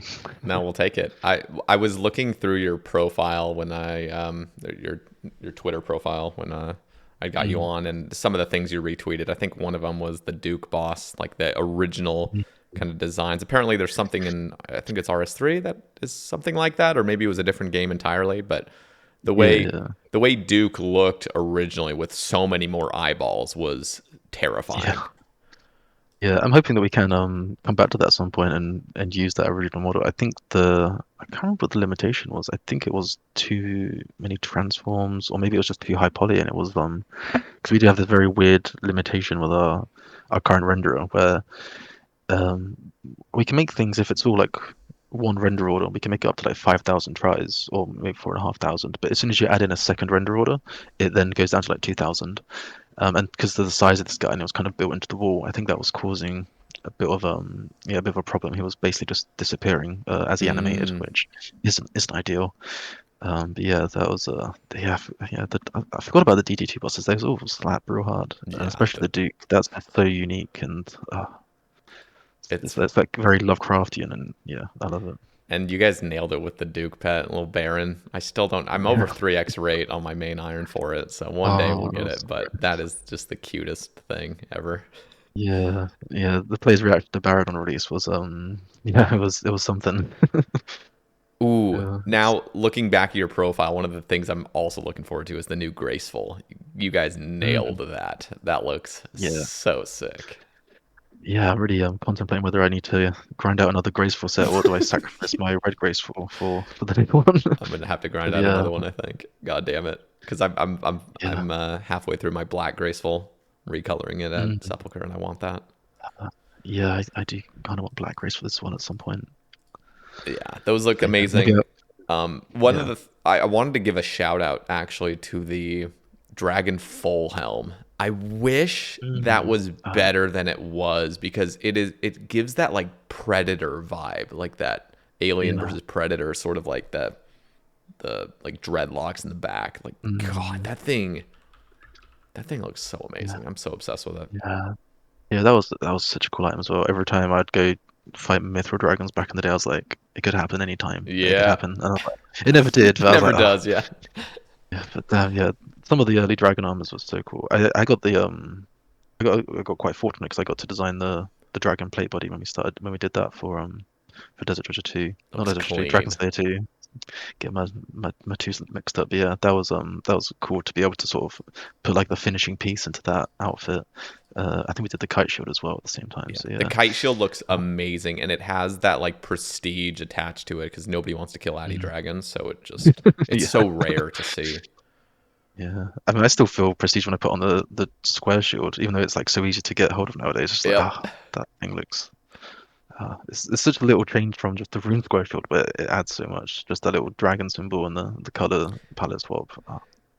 If Yeah. see, like one of the things, like obviously in my head, I think, oh, it would be so cool if the Dragon Full Helm had like better stats or some Mm, strength bonus or something to it. But then again, I'm like, no. As soon as you do that, then it's not like like you're mm, changing things, and this is supposed to be just a cool cosmetic looking thing. It would be the same thing with Third Age. People have suggested, oh, give Third Age better stats, and then you're gonna want to wear it. But it's kind yeah. of like you can't really do that. But I'm not gonna lie, the look of the Dragon Full Helm, if you were to come out with something similar to that in the future, where it has that Mm, kind of Predator vibe, just massive helmet that's just mm, looking crazy. I mean, oh my yeah, god, I'd be all definitely. about that if it had some crazy strength bonus to it. Yeah. I mean, I guess it's not out of the question. It could be potentially combined with something to make a new item that has that sort of similar vibe, but slightly stronger. Kind of similar to what we did with the face guard. Sort of just adding something to it to give it that extra stat. Um, Dragon Fuller Definitely Helm. dragon for this time. Yeah. Like the Addy I mean, longest potentially. sword or whatever. You just see that Reddit post all the Yeah, that time. was classic. I love that. That's so good. Uh, Yeah, it's really cool just the potential you guys have as the developers and the art team to just make things look and feel just so cool in the game. mm, So, yeah. I'm curious with the HD coming out, is that going to just make everything across the board more time consuming to like design and things? Just knowing, okay, now we have to make the base model and then we have to make the HD. Is that adding a bunch of time to your guys' plates? Uh, I mean, the intention is that it doesn't affect it at all, really. Mm, Obviously, it will add slight overhead, but as I mean, we might want to do some minor HD only models, but we would very much use those sparingly and only in very, very specific places. I think for the most part, we just kind of want it to be we're doing a lighting pass over this environment. We might be adding a point light here or there. We don't want to go too hard. We don't want to. We already have plenty of our plates. We don't need to make our work take even longer. We just want it to look better. I mean, it will obviously, as I said, it will make things take it's a tiny bit longer, yeah. but the intention isn't to yeah blow our current workload. Um, yeah, not at all. Okay. The last thing, this is an additional question to the fun questions, is what's your favorite spec weapon animation? Because I did just scroll to the top of your Twitter and I just see the mod hand post of the burning claws animation, which I think looks Yeah, so cool. that was nice. Yeah, I love what he did with that. He really elevated what the Dragon Claws were already doing. That sort of that cross slash is awesome. Favorite spec weapon. Uh, I mean, I had a very interesting time trying to recreate the Dragon Claws spec from back in the day because when we were doing chambers, it was using sort of like just a I think Mod Alfred put it together. He was putting together just a quick animation so they could add the dragon claws into like a fake item that you could pretend to spec people with. And so I was sort of taking that and trying to make it a bit more like the original one, which was a very painful process because our animation tools are well for these humans it's very painful to get things to move how you want them to. So that was the thing. I think one that already is, I mean, it's useless, I guess. Maybe it has some uses, but the Dark Post spec always seemed really cool to me back in the Oh day. Just yeah. seeing those two dragon heads just flying through, I'm like, oh god, someone's about to potentially die. Uh, anything new we've made? I mean, anime is always killing it. Yeah, I mean, we don't. I mean, obviously, what he added all those animations to the Fang as well. Those look thick now. Yeah, I don't know. DDS is a good iconic one, just that sort of simple double hit. Like, I love that one. Um, yeah, I mean, yeah, nothing really stands out. I kind of just, yeah, I just love everything we're doing. Any new animations coming in, they're always so cool to see. I don't think it's not a spec weapon, but the teleport that Mod Ghost did for the combat diaries, the sort of the Gomorrah Silk teleport, that thing's sick. Oh yeah. It's so cool. I love that stuff. Yeah. Okay. We got a question here from Screet Monge asking, Mm. West, what do you think defines the old school art style? And then before you answer, he also says, other gamers look or often look down on old school's aesthetics, calling it ugly or dated. Do you struggle with balancing what looks old school versus what looks good or appeals to more modern tastes? Yeah, that's a big question. I mean, definitely. I remember in the early days of starting on Old School, it was very much, even back then, it was very much seen as like this sort of like weird child project that, looked very dated. I think it was still retro games, I guess, still hadn't really resonated with people. I guess it still required a few more years for people to really like be looking back at their youth and be like, oh, there is like there is an art to what games used to look like. Um, I think I look back at things like Soul Reaver. The art style on that one for a PlayStation 1 title was amazing. Like what they did there with the technology at the time is incredible. And I mean, people look at these sort of old games and think, it's so crunchy and old, but there is an art an art there that people need to or an artistry there that people are like really glossing over. I don't think like more polygons and super high res textures, and I don't think these are the things that define something that looks good. I mean, it looks realistic, sure, but I mean, once you've taken that to the max, there isn't really much where to go, anywhere else to go with it, and I don't think it resonates with people as much. I think an iconic image is going to resonate a lot more, and I think that's why old school is like stayed strong for so long. It's instantly recognizable. Yeah. You could grab like a screenshots from a whole bunch of MMOs, whack them on the wall, and you'd instantly be able to see which one's old school. The others would probably blend together. They're all trying to do very much the same thing. They're trying to, I guess, attach onto what WoW was doing, I guess, back in the day, and what they're doing now. They're sort of trying to follow in their footsteps because it's seen as like the most successful MMO, which is understandable. It's I see I don't really play WoW myself, but I see shots from it, and their recent stuff is awesome. Like, it's genuinely very nice. Obviously, their stuff. Obviously, looking back at WoW Classic as well is also quite nice to see that sort of. Even they have their retro graphics compared to what they're doing now as well. It's moved along.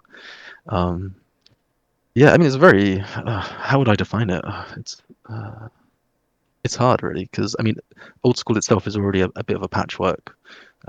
Lots of assets from 2000 and the original classic era, the 2004 era. A lot of those assets weren't really made together with like with overall cohesion. They were very much just being added as and when they go. And then in 2005, 2006, they started to get like a proper art team involved, and that's when things started to get a bit more character and a bit more. I feel like that's where a lot more of the I don't know. It started to get its own. Uh, I don't know.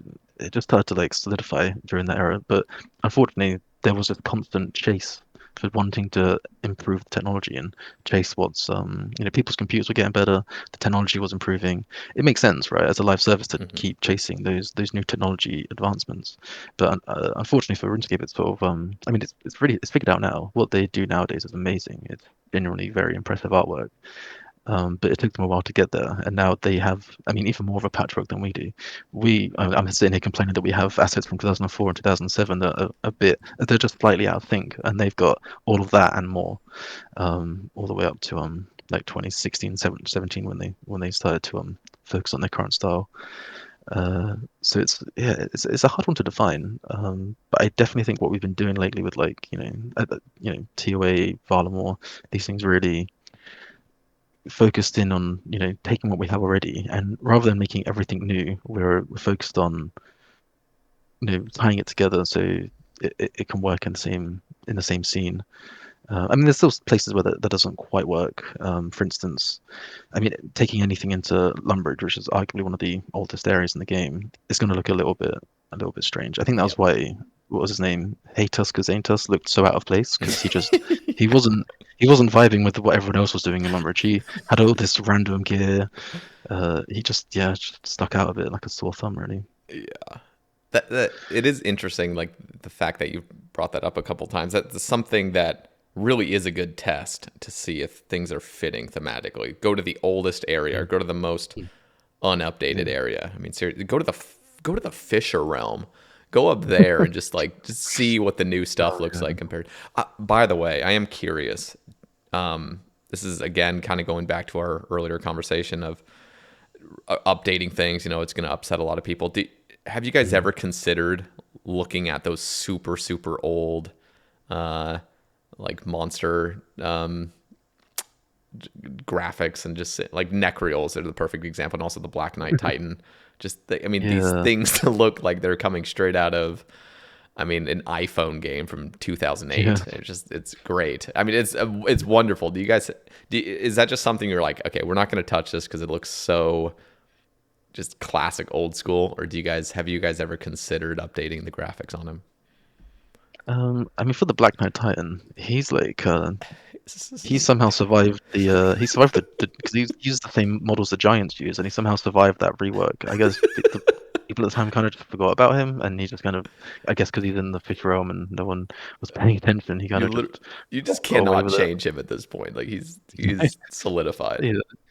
I mean, if he was walking around the main world, maybe I would be a bit more concerned. But because he has his own little space in his own Yeah. little realm, I think it's fine. I think that's very iconic, and yeah, it's great seeing him again. The neck frills, yeah, they're a bit weird.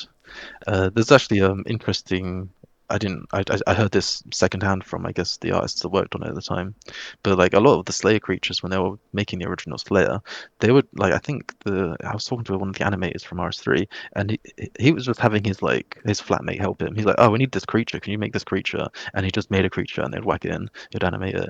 Like there wasn't really much like I know, the craft for it was very indie startup from the sounds of it, and they were just chucking in, they were just making as many creatures as possible, and I guess that's why they look a little bit uh strange in some ways. They're very truly old school, but yeah, They're they, just yeah. you just see them. Like I'm just looking at a neck reel right now. I mean, it's just exactly what my older brother, like I was a kid, my older brother was a couple years older, and he got these clay packs, not in old school, but I'm talking in real life. Packets of Mm. clay, and he would just make figurines, and this is exactly what he would have made as like a 7-year-old. I mean, a neck reel is just perfect, just a little bit of like pink clay and just make the legs. Like there's no actual like toes or anything, it's just a fucking platform for Yeah, their it's feet. block. Yeah.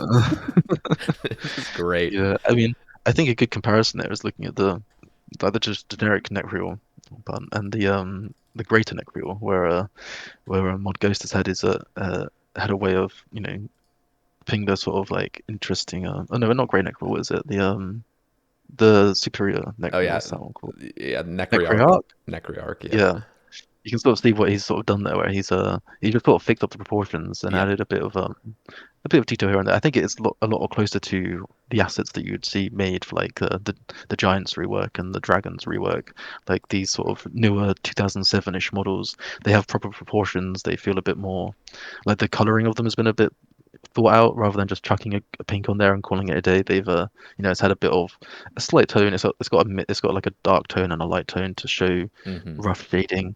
Uh, yeah, I mean, maybe something in between those would be a good thing, but I don't know. At this point, I don't think we can really touch the neck rails. Yeah. Maybe, I mean, that might be a contender for like you turn on HD mode and it does just slightly buff that model a little bit.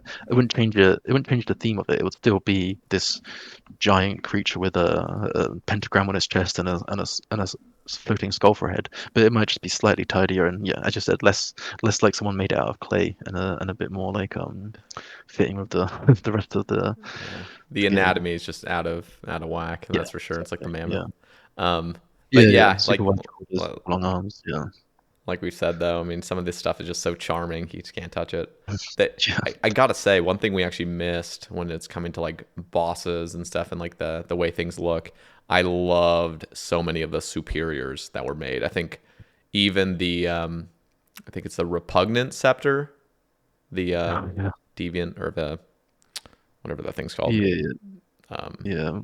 All of those were Mod Ghost. He absolutely Necrosucker. smashed it out of the park with those. Yeah, I love what he did with a lot of those, especially the what he did with the cave horror, and I think or the cave Yeah. abomination, and then rather than Yes. having it have the mask on, it's too small for it now, so it has to wear it around its neck. I thought that was so cool. Yeah. Um, So many of those the are king, phenomenal. yeah, yeah. Ha- One of the things I wanted to see, because there's still a few Slayer creatures that are missing superiors. Um, Mm. One of them being skeletal wyverns. I Oh, always wished that skeletal wyverns were given a superior called the Jurassic wyvern, where it's like the wyvern has its flesh like rotting off of it. Like it's got some of its flesh, but it's not fully skeleton. I just that's thought sick. that would Yeah, be like the coolest superior ever, and it would like make people want to go kill their skeletal wyverns. Because honestly, that place is, I mean, except for like for the average casual, which is like AFK spotting them. Like a lot of people just want to do their 5 skeletal wyverns and just dip again, just yeah, leave. But man, if there were some superiors to that, that would be so sick. yeah. That would be cool. I never really thought about that before, but yeah, I do. I like skeletal wyverns. They kind of They have a very iconic look with the way that skeleton has been put together. It does feel very old school. Hmm. Okay, I need to bring this up because you are the art guy in my head. So when are we gonna get the ability to change our beard color and our hair color? Because right now we're forced to have the same color beard as our hair. I have a more ginger Um, beard in real life, and I need to get that blonde hair going though on top. So when are we when are we getting that option? I never really thought about that, but that's a good shout. I mean, currently the way the models are saved out, they're all saved out with the exact same default hair color, which I think is just a generic brown. So whenever you go to the hairdresser and you pick a color, it basically just searches that model for that color and it just colors them all differently. Um, And to be honest, there isn't that many beard models, so it wouldn't take us long to just go through them all and save them out slightly different, so we could have that. I think we just did obviously the past year we did a hairdressing update, and there is a desire to do something more with beards, adding more beard options. That would be a good thing to pair it with, to be honest. Having the ability to yeah, mix and match colors. That would be yeah, that'd be great. Yeah, Yeah, I'm just good surprised that suggestion. hasn't been done yet because I mean that's Yeah, always something I've same. wanted. Yeah, I mean, I'm Um, the same. I've got slightly gingery beard than my hair, so it yeah. would make sense to get that into the game. And then one other thing, this is an idea that I thought of years ago. I think somebody actually brought it up, maybe in my Twitch chat or something at some point, but was the ability to get tattoos in game. So maybe Mm. something super, super expensive. So something along the lines of like the Prif crowns, something where you can pay like a filthy amount of money to get a design on your arms or whatever that's like permanent to your arms. So Mm. it would, I guess it would just Yeah. be like a skin tone in the game, but it would just be like a tattoo. And especially with the Varlamore agility coming out, if you get like a tattooed like torso, even like something that is Uh, almost like representing you. It could even be like some sort of combat achievement or something that's like, or even a face paint. I think Vanica, does mm. Vanica have the face paint? Yeah, yeah, yeah. Yeah, he does. Something where like there's some war paint or some tattoo that's representing you as a badass in game. I think that would be so cool. Yeah, there's been a. I have definitely seen that the desire to have tattoos, especially the face tattoo that Vanaka has. He's also got like I think he's got like a chest plate tattoo as well. Like he's got some Yeah, something like skulls that. around I need there. to look him up again. Yeah. For the face, it's a difficult one really because the way our systems are set up, it kind of it makes it quite difficult to do that, unfortunately. Mm, The way our vert grids and the way we overlay certain polygons over other ones, and then how that swaps out with certain gear, it would require a little bit of a rework of how that works. Because currently with I mean, I guess if it's only like a select few tattoos, it wouldn't be the end of the world because there's not that many armor pieces that show that much skin.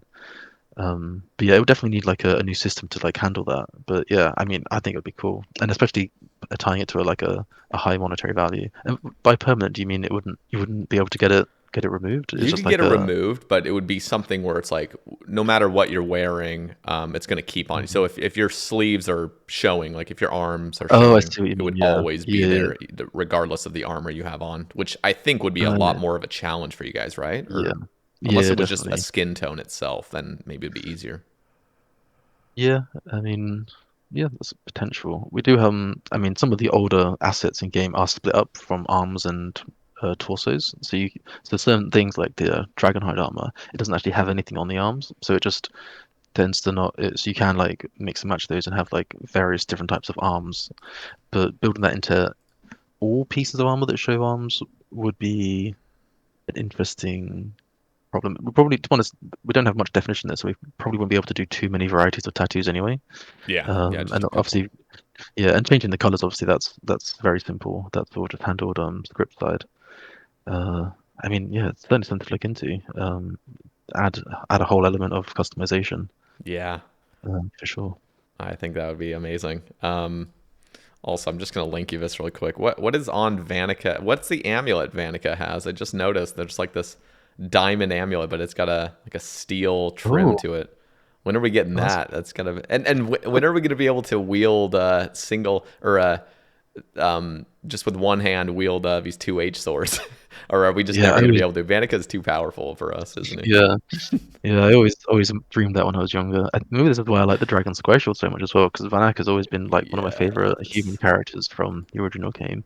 He definitely has the most he definitely has the most character from one of the NPCs on Tutorial Island, and the fact that he definitely. became like a Slayer Master as well really made him that much cooler. But yeah, God, yeah. Maybe one day we'll be able to, yeah, single wield a 2H sword. That would be That'd be super cool. Yeah, so we'll see in the future if we get some beard colors and some yeah. tattoos. That'd be pretty cool. I mean, definitely take that one to the team because yeah, I can imagine them being very excited to solve that one. That'd be Yeah, cool. that'd be amazing. Okay, let's talk about Varlamore. So I'm really excited, obviously, for part two coming out.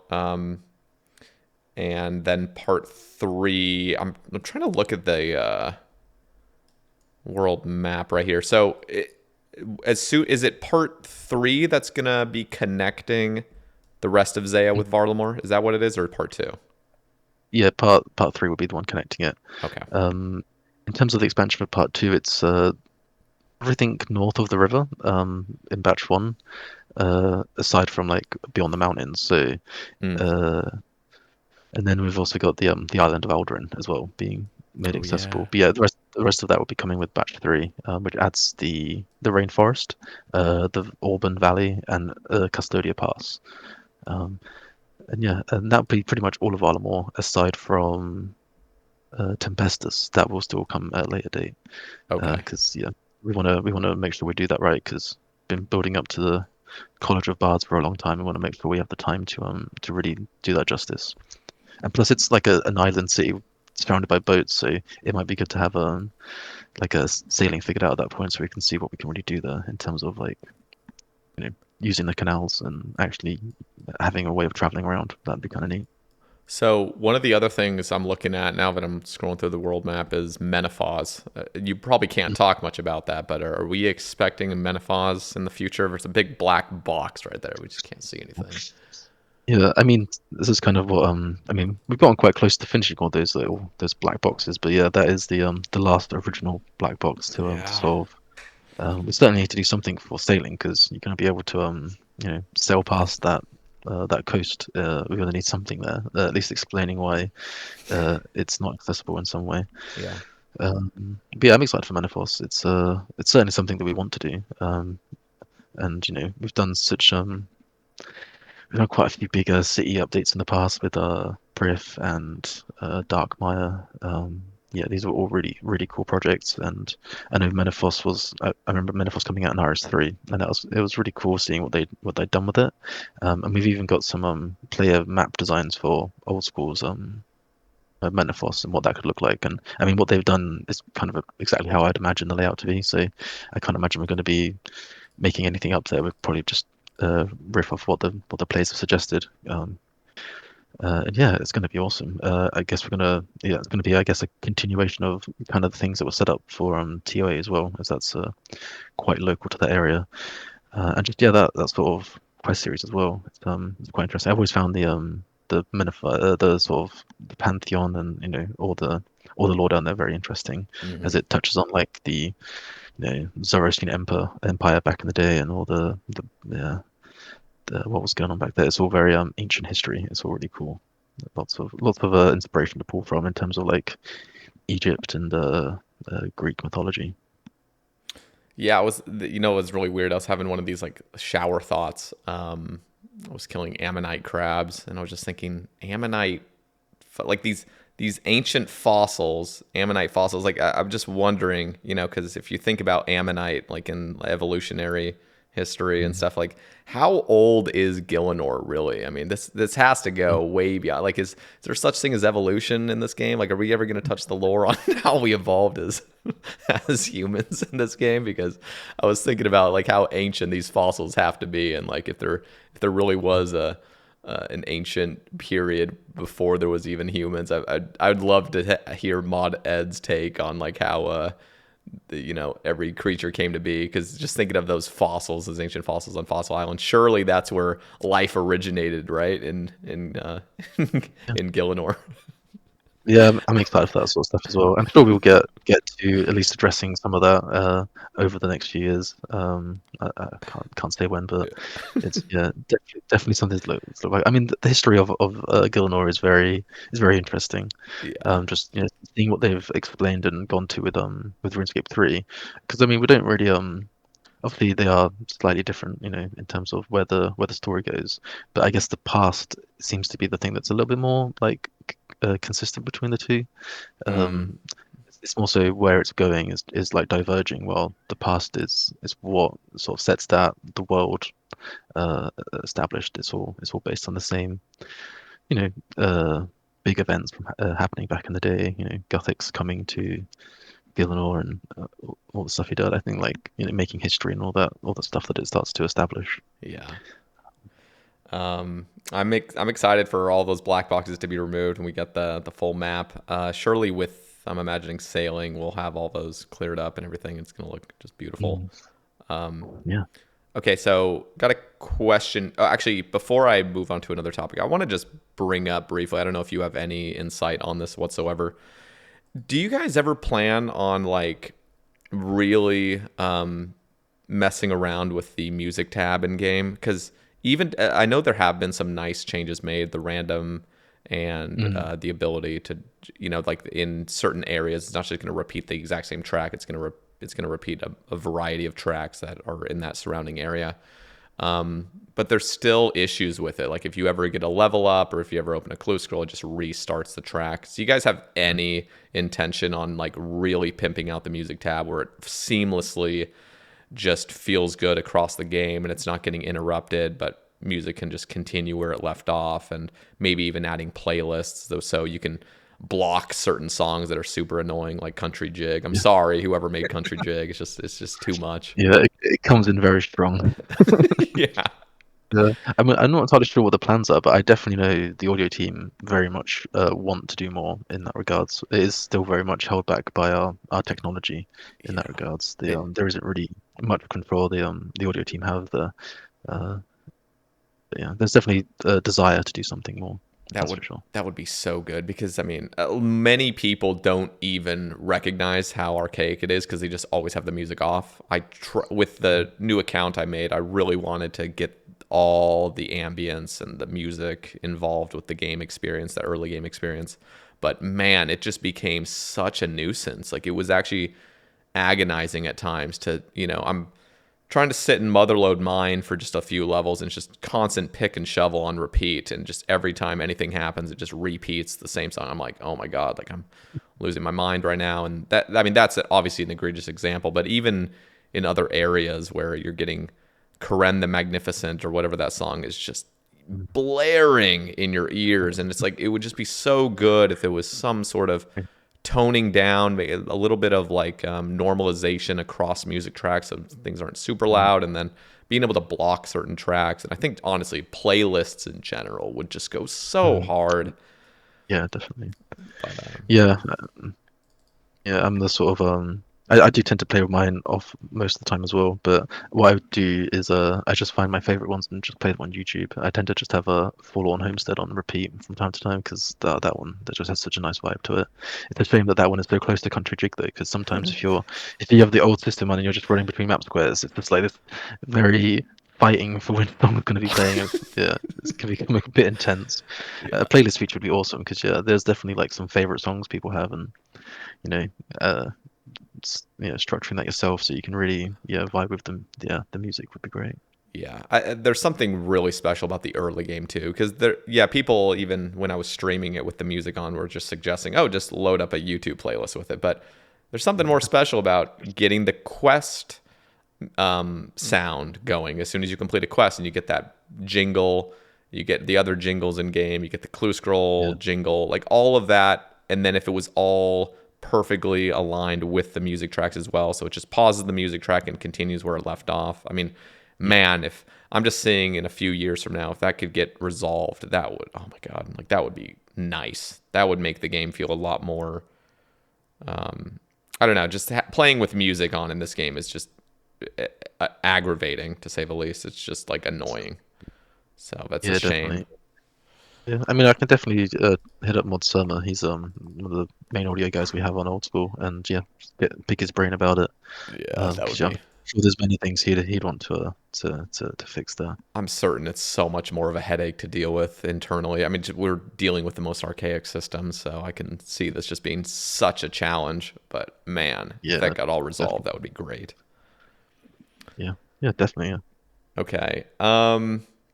So here's just quickly going back to where we were. Connor is asking any update on completing your Karen rework and including specifically, this is what I'm asking, including the catacombs. Is there any Mm. rework on the catacombs?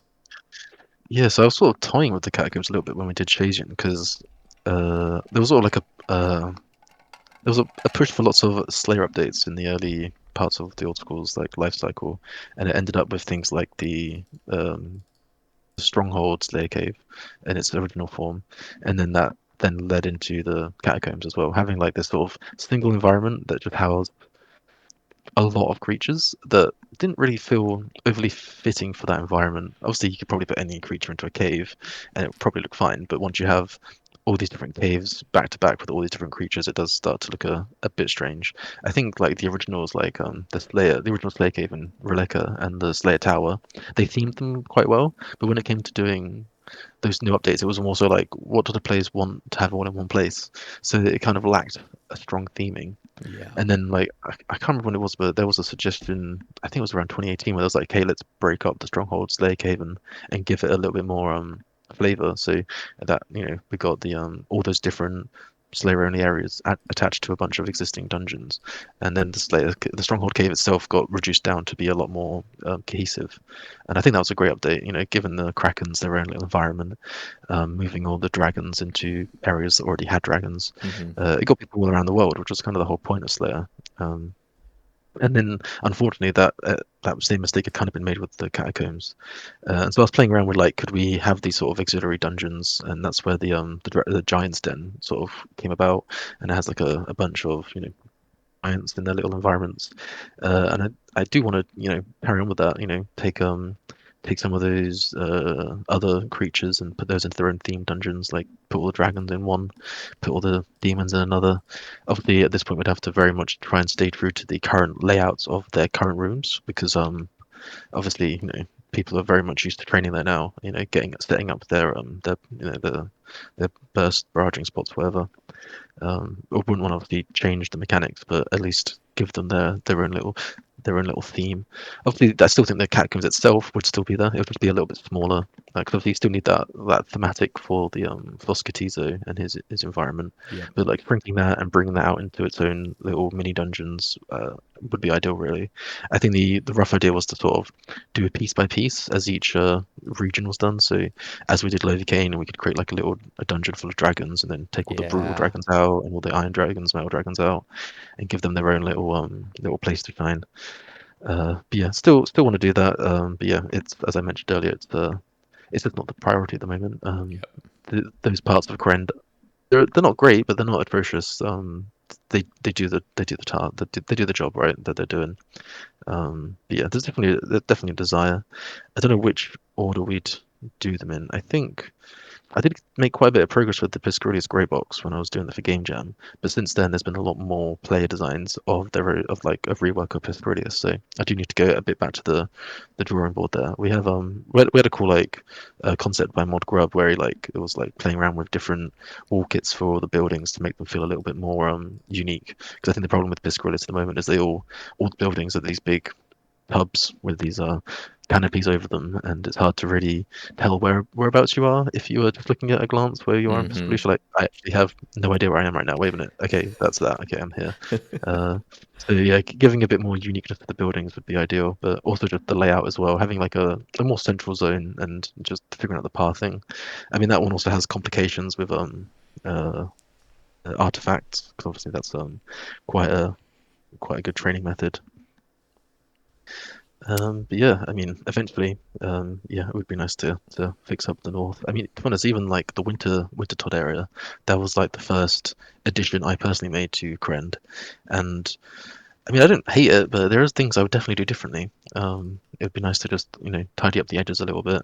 I know it's not too bad in HD because it with the lighting you can like reduce down the brightness of the of the area, but going there in like the standard SD mode, it's kind of painful in the eyes. It's so bright. Yeah. It's just so much snow, and it's like being here for 300 odd kills to get to 99 is going to be really detrimental to my eyesight. So yeah, So how it'd would be nice. you change it? Would it be more adding like dirt paths with just snow elements to it, or like Yeah. I mean, how would you have changed it? I think the snow in the environment itself is fine. I think it's more so Mm. like the big patches of it on the wall tops. I think nowadays when we try to approach like an underground area, we try to assume like the roof has been sliced off, and Oh, so okay. wherever the slice has happened, it would be black to show that like this isn't playable space and this is playable space. Currently, it's not doing that. It's all white on top, and it's giving like it's just hard to really focus where the actual play space area is. Um, in an ideal world, I'd also make the environment a bit smaller because I mean, really props to the people that go to those North Braziers, but yeah, it doesn't need to be that big. The environment could have been maybe 4 or 5 tiles, like smaller on either side. I Yeah. mean, we're not going to change that now because that's definitely that's part of the game now. But we could at least reduce some of the yeah the edge cases. Um, yeah, maybe also add just tidy up some of the things because at the time as well we were using the original map editor, which was just as bad as the original Java client, right? You couldn't really see much, and you didn't have really much control over what you were looking at, and it had the 15 only like rendered 15 tiles in each direction, or maybe it was 25 tiles. Anyway, you couldn't see a lot, and a lot of the areas I thought people would never see can now see, and they look very rough. There's just terrain that ends, and then it's just a hard edge, and then there's meshes that you can see through backwards. Mm. Just basically just needs a little bit of a polish pass. I wouldn't change anything catastrophically, but I mean the animations as well. I think the animation, fire in general, could have a look at. We have done a lot better job with fire in recent years, and also maybe looking back at what the original fire campfires looked like. That is like pure old school for me. And like, have we gone too far with some of our latest fire graphics? Could make that a bit more consistent and lead into the polys, but also make it feel a little bit fresher, just polished around the edges. There's definitely some things we could do there that would keep the same experience, but just a little bit nicer on the eyes. I'm curious. This is a little bit straying from the art side of things. What your thoughts are on run energy changes? As just personally asking you. I mean, I know this has like been a hot topic, and I don't think the team's decided exactly where they're Mm, going with run energy changes. yeah. Do you have any thoughts on what you would like to see, or maybe what the team is kind of thinking when it comes to run energy? I definitely think it's a problem. It's a very archaic, the current system. I mean, I'm not a big fan of graceful escape. I'd literally spend 90% of my time wearing graceful, and I don't like that. But I don't really know if we can ever really change it because it's always going to be best to wear graceful if you want to maximize your energy. Yeah, definitely. I don't think I'm in the best position to really find the answer. I definitely leave that with like Mod Arcane. Like he was sort of Hmm. spearheading that sort of rebalancing of all that stuff. I did like the idea of bards that you could stop at and rest, but I also agree with what Mod Arcanus had done. That it's like you want to keep moving. You don't want to just sit here and pause for a bit so you can run again. That's literally defeating the point. Um, the whole idea is that we don't like walking around as much. I Yeah. think League showed just how painful the walking is. Like when you can just run everywhere all the time. Yeah. Yeah, it just uncomplicates the game. But I mean, when it comes to like bossing, that energy management is really important. You don't want to just trivialize that. There's like an economy that's based around it with staminas and energy Exactly. potions. It's yeah, you definitely got to do it carefully. But yeah, it definitely needs to be something. Definitely needs to be done. Yeah, I'm happy with where it's going. I guess I just yeah, I just want something to be done really. Anything that can maybe make graceful less worn, but honestly, I don't think that's ever going to happen. I did quite like I think it was more Jerv that suggested combining a lot of the skilling outfits together, so creating like a graceful variant of the lumberjack or a graceful variant of uh, the fire making. Oh yeah, all the different skilling outfits. That adds variety. It gives like makes it a bit more. I think we have added really nice graceful cosmetics as well to make it feel a little bit more varied, but it's still graceful. I don't think I don't think you're going to get away from that. To a degree. Yeah, we'll see what happens. I'm looking forward to it. I think whatever happens is going to be a positive thing for the game because oh man, Yeah, yeah, it's bad walking around for so long. It's bad. yeah, So it's nice seeing that now yeah, because just having stams just forever. I mean, as a maxed main where you're just chugging them like candy. I mean, it's different when you yeah, experience the early game again. You're like, this is painful to walk yeah, everywhere. yeah. Okay, let's. Here's a question from Ev Meister. He's asking, is it easy? Is it easy to convert design models from OSRS to RS3 and vice versa when sharing content between games? Hmm. Well, I can't comment too much on the OSRS to RS3. I think they don't generally take the models themselves. They take the visual style and sort of riff on it on their own thing. I really like what they did with I think they did Warcath recently. That was really cool to see that sort of go from game to game.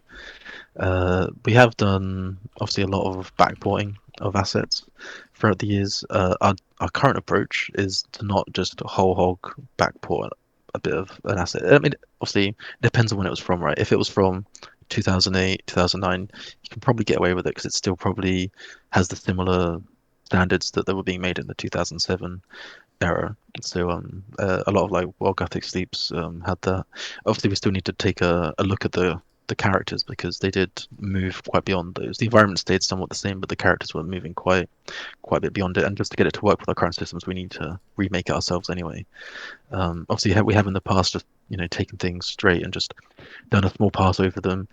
Usually, that's not by decision. It's just we didn't have the time to really give it a proper art pass, and then we're kind of stuck with it in the game. And as the time goes on, we really start reevaluating that. Like, well, we don't really think that that should be in the game because it's from 2011, and the art style had moved quite a bit beyond what was being done in 2007 at that point.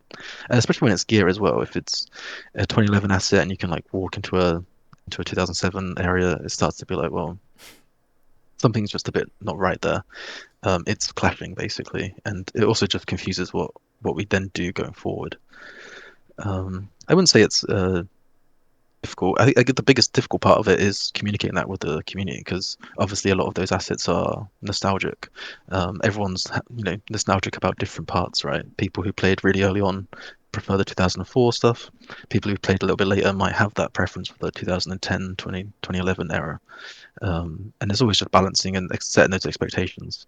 I think Desert Treasure 2 is a good example of us doing our own thing and it, going in, doing the same content, well, not same content, but going into the same, story and, down that same route, but giving it an old school freshen up. I think it's more, I mean, it's definitely more appealing to the team to make something that feels fresher to old school. But I think the players prefer it as well. I did feel like there was a little, maybe a slight bit of disappointment with how similar we did make While Gothic Sleeps. Um, I mean, yeah, it's a balancing act really, and yeah, like most things, I guess. uh, yeah, I wouldn't say it's difficult. It's just we just got to put the time in and make sure that everyone's aware of what we're doing. Okay, here's a little fun question from Pure Spam. He's saying, "Great guy. Would love to hear him reminisce about our time in school when he was a Chad PKer and I was a noob." Is that true? You were a Yeah. PKer? Were you toxic? Yeah, apparently I was a Chad PK. I don't remember being that Chad. I mean, PS Spam's definitely taken that mantle from me in the in the past 10 years. But no, I was really into like free to play PKing back in the day, and yeah, I guess yeah, I remember him coming along with us a few times. It was really fun. We would mostly hang out like Varrock and like North Varrock and the Hill Giants, and would prey on people. I guess there was a great moment. I think it was like probably my highlight because as I said I was definitely not a Chad PK. I was just very much having fun, but I had like I guess I had a reasonably good build for free to play PKing. It was like 80 strength, 40 attack, one defense. And we were just like running between Hill Giants and Varrock, and we just stumbled upon these two guys in full rune. And they, our combat bracket, they must have had like literally just 40 and everything. They had like 35 HP. I think we killed one of them in literally 2 hits and got a full rune PK, which is like the most I'd ever gotten. And obviously we split it amongst the three or four of us. And yeah, it was, yeah, that was pretty iconic. That was definitely the highlight of my PvP career. But no, I never really went further than that, to be honest. I did try to get into like pay to play PKing back then, but I was too lazy to ever get like a magic level high enough to do barrage, and Yeah. I didn't have the monetary input there to fund pay to play PKing because buying all those potions and sharks was expensive, especially if you weren't very good. Yep. Yep. Yeah.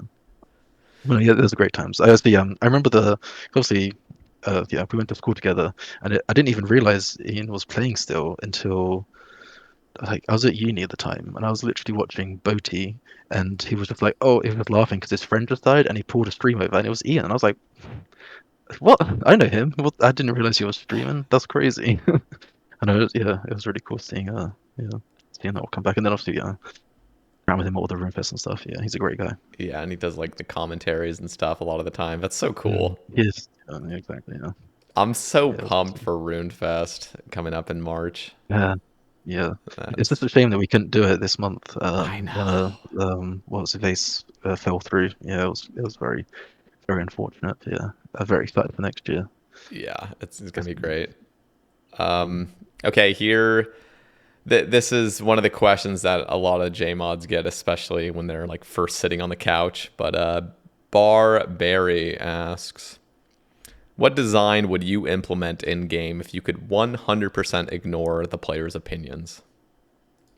Mhm. Damn, that's a good one. Is it just like design, like graphically, or just any sort of I guess content? just anything, just something in the game that you would want in there without any polling. Mm. I mean, obviously, putting the question aside a little bit, I don't think obviously, I'm not putting content in it just for me. You wouldn't really get the reward out of putting that content in if it's only for you and no one likes it. And you're like, well, it's what I wanted to do. I don't really derive pleasure from that.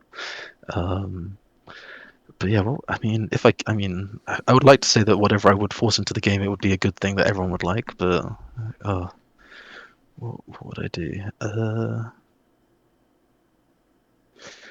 I don't know. It'd be cool to have more, maybe more variety in farming. I don't know. I feel like the flower patch is boring to me.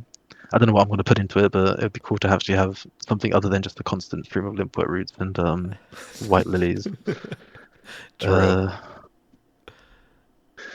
Uh, I did like the idea of LMS, but I felt like it missed what made.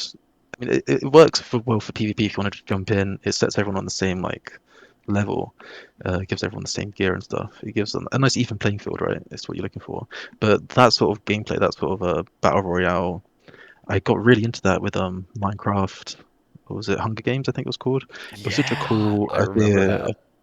Yeah, of just being able to like everyone's on the same thing. You use the crafting system to make a weapon. Obviously, there are chests around that you can find and you get your gear up, but like you would probably do a lot better if you were optimizing your actual abilities to craft and use your skills. And I feel like that's what that sort of gameplay is missing. Like we spend all of our time working on these accounts, and then you go into that and none of your skills really matter. Like you don't have to use your ability to create a set of armor and then go fight someone. I think like an island where you could only ever go there with nothing, but you could take stuff out of the island. That would be a cool, and it was all PvP. I think that'd be a kind of a cool idea. I don't know. I don't know if it would work, but just like I don't know. I feel like it would get people who don't usually do PvP into it more because they don't have to have that gear boundary. I There would probably still be a skill boundary, but I feel like they'd be more willing to jump into it. I think even I'm just thinking of a server or like a mini game like that. What they would have to do, because I remember early LMS, it was a little bit Mm, more kind of bare bones. It's like you had a fucking yeah, stick and you had like 10 prayer yeah, points and you basically yeah, just had to be a wizard at tick flicking. I mean, yeah, yeah, so I remember the old Spark Max streams of him just like relying on his last prayer point and he would just masterfully just yeah. keep clicking piety whenever. And I think in a Minecraft style, like that, like, or not Minecraft style, like kind of Hunger Game style, it would basically need to be a mode where you can't even pray. The whole, Mm, because then you're adding too many elements of way too much skill. I think yeah. it would actually be cooler to just have it be how quick can you go chop a tree, go fletch that log, go turn it into a bow, go fletch some arrows, and then just start attacking. So there's no prayer involved whatsoever, and it's more Yeah, of that would just be like your skills and how quickly you can manage your island, your yeah, little island. yeah, exactly. And it gives like so much more like reason to train those sort of non-combat stats for that sort of stuff. I mean, they could even be like unique bosses on that on those islands where it's like you're fighting to fight that boss. I mean, it's not the greatest boss, but you had to get all the gear yourself. You have to put your skills to the test. I don't know. I feel like it'd be quite cool. It'd be very immersive gameplay, not immersive, emergent gameplay where things would happen that you wouldn't expect to happen. Just the players coming up with their own little game modes Yeah. and stuff like that. And I feel like a lot of like if you had a big group of people, you could just go in there and mass it, and it would be crazy fun. Like, and you wouldn't really need to organize anything too much. It would just be like, okay, cool, free for all, let's go. Hmm. It would be, yeah. One of the problems with these kind of mini games is like it's always cool to think of like a team based thing like Castle Wars, Hmm.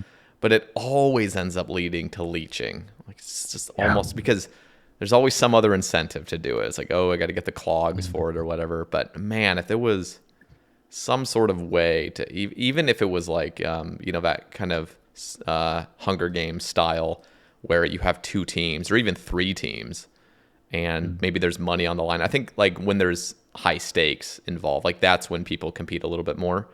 Mm. Just you're Yeah. staking your own money. I don't know. Again, that then you're gonna run into the gambling problems and all that. But Yeah. something where like there truly is a competitive aspect to it, that would be so fun to watch. Mm. Like those Yeah. teams going head to head. Yeah. Definitely. Yeah. Okay. Well, yeah. Well, we'll see. I mean, there's so much. I was talking to Arcane as well about this sort of like tower defense mini game, but Mm. then it leads to, do we? How could a tower defense game even be implemented in RuneScape without just being a completely separate thing that has nothing to do with your RuneScape account? Just Mhm. it's kind of Yeah. I mean, interesting. there was a game jam that was yeah, looking to do something similar for that. But yeah, there was like mobs walking around paths, and you having to set up traps and stuff.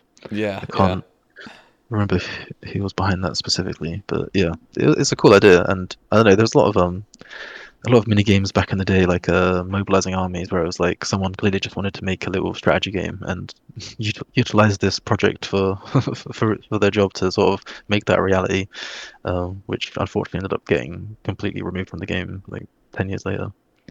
But yeah, it's cool to see those sort of ideas taken. But yeah, whether they build your account or are appealing to the player base is yeah, is another question.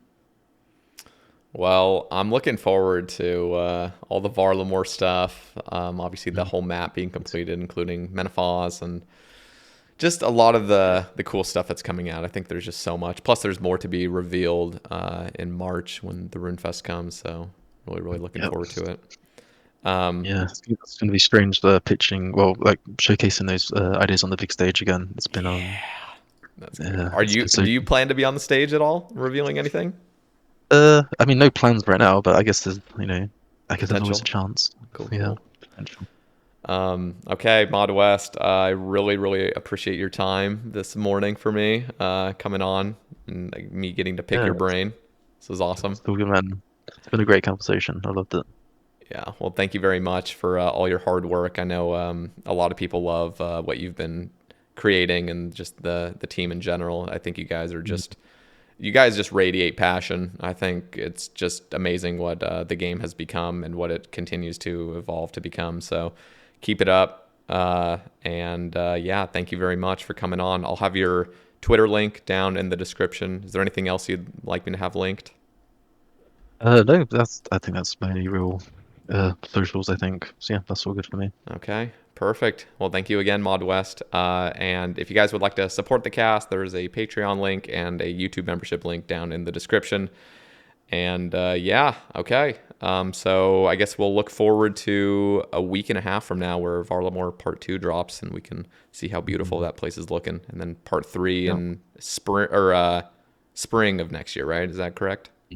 Yep, that's correct. Cool, cool. All right. Thank you again, Very Mod excited. West, for coming on. Yeah, yeah. Thanks for having me on. It's been great. All right, guys. Take it easy. Peace.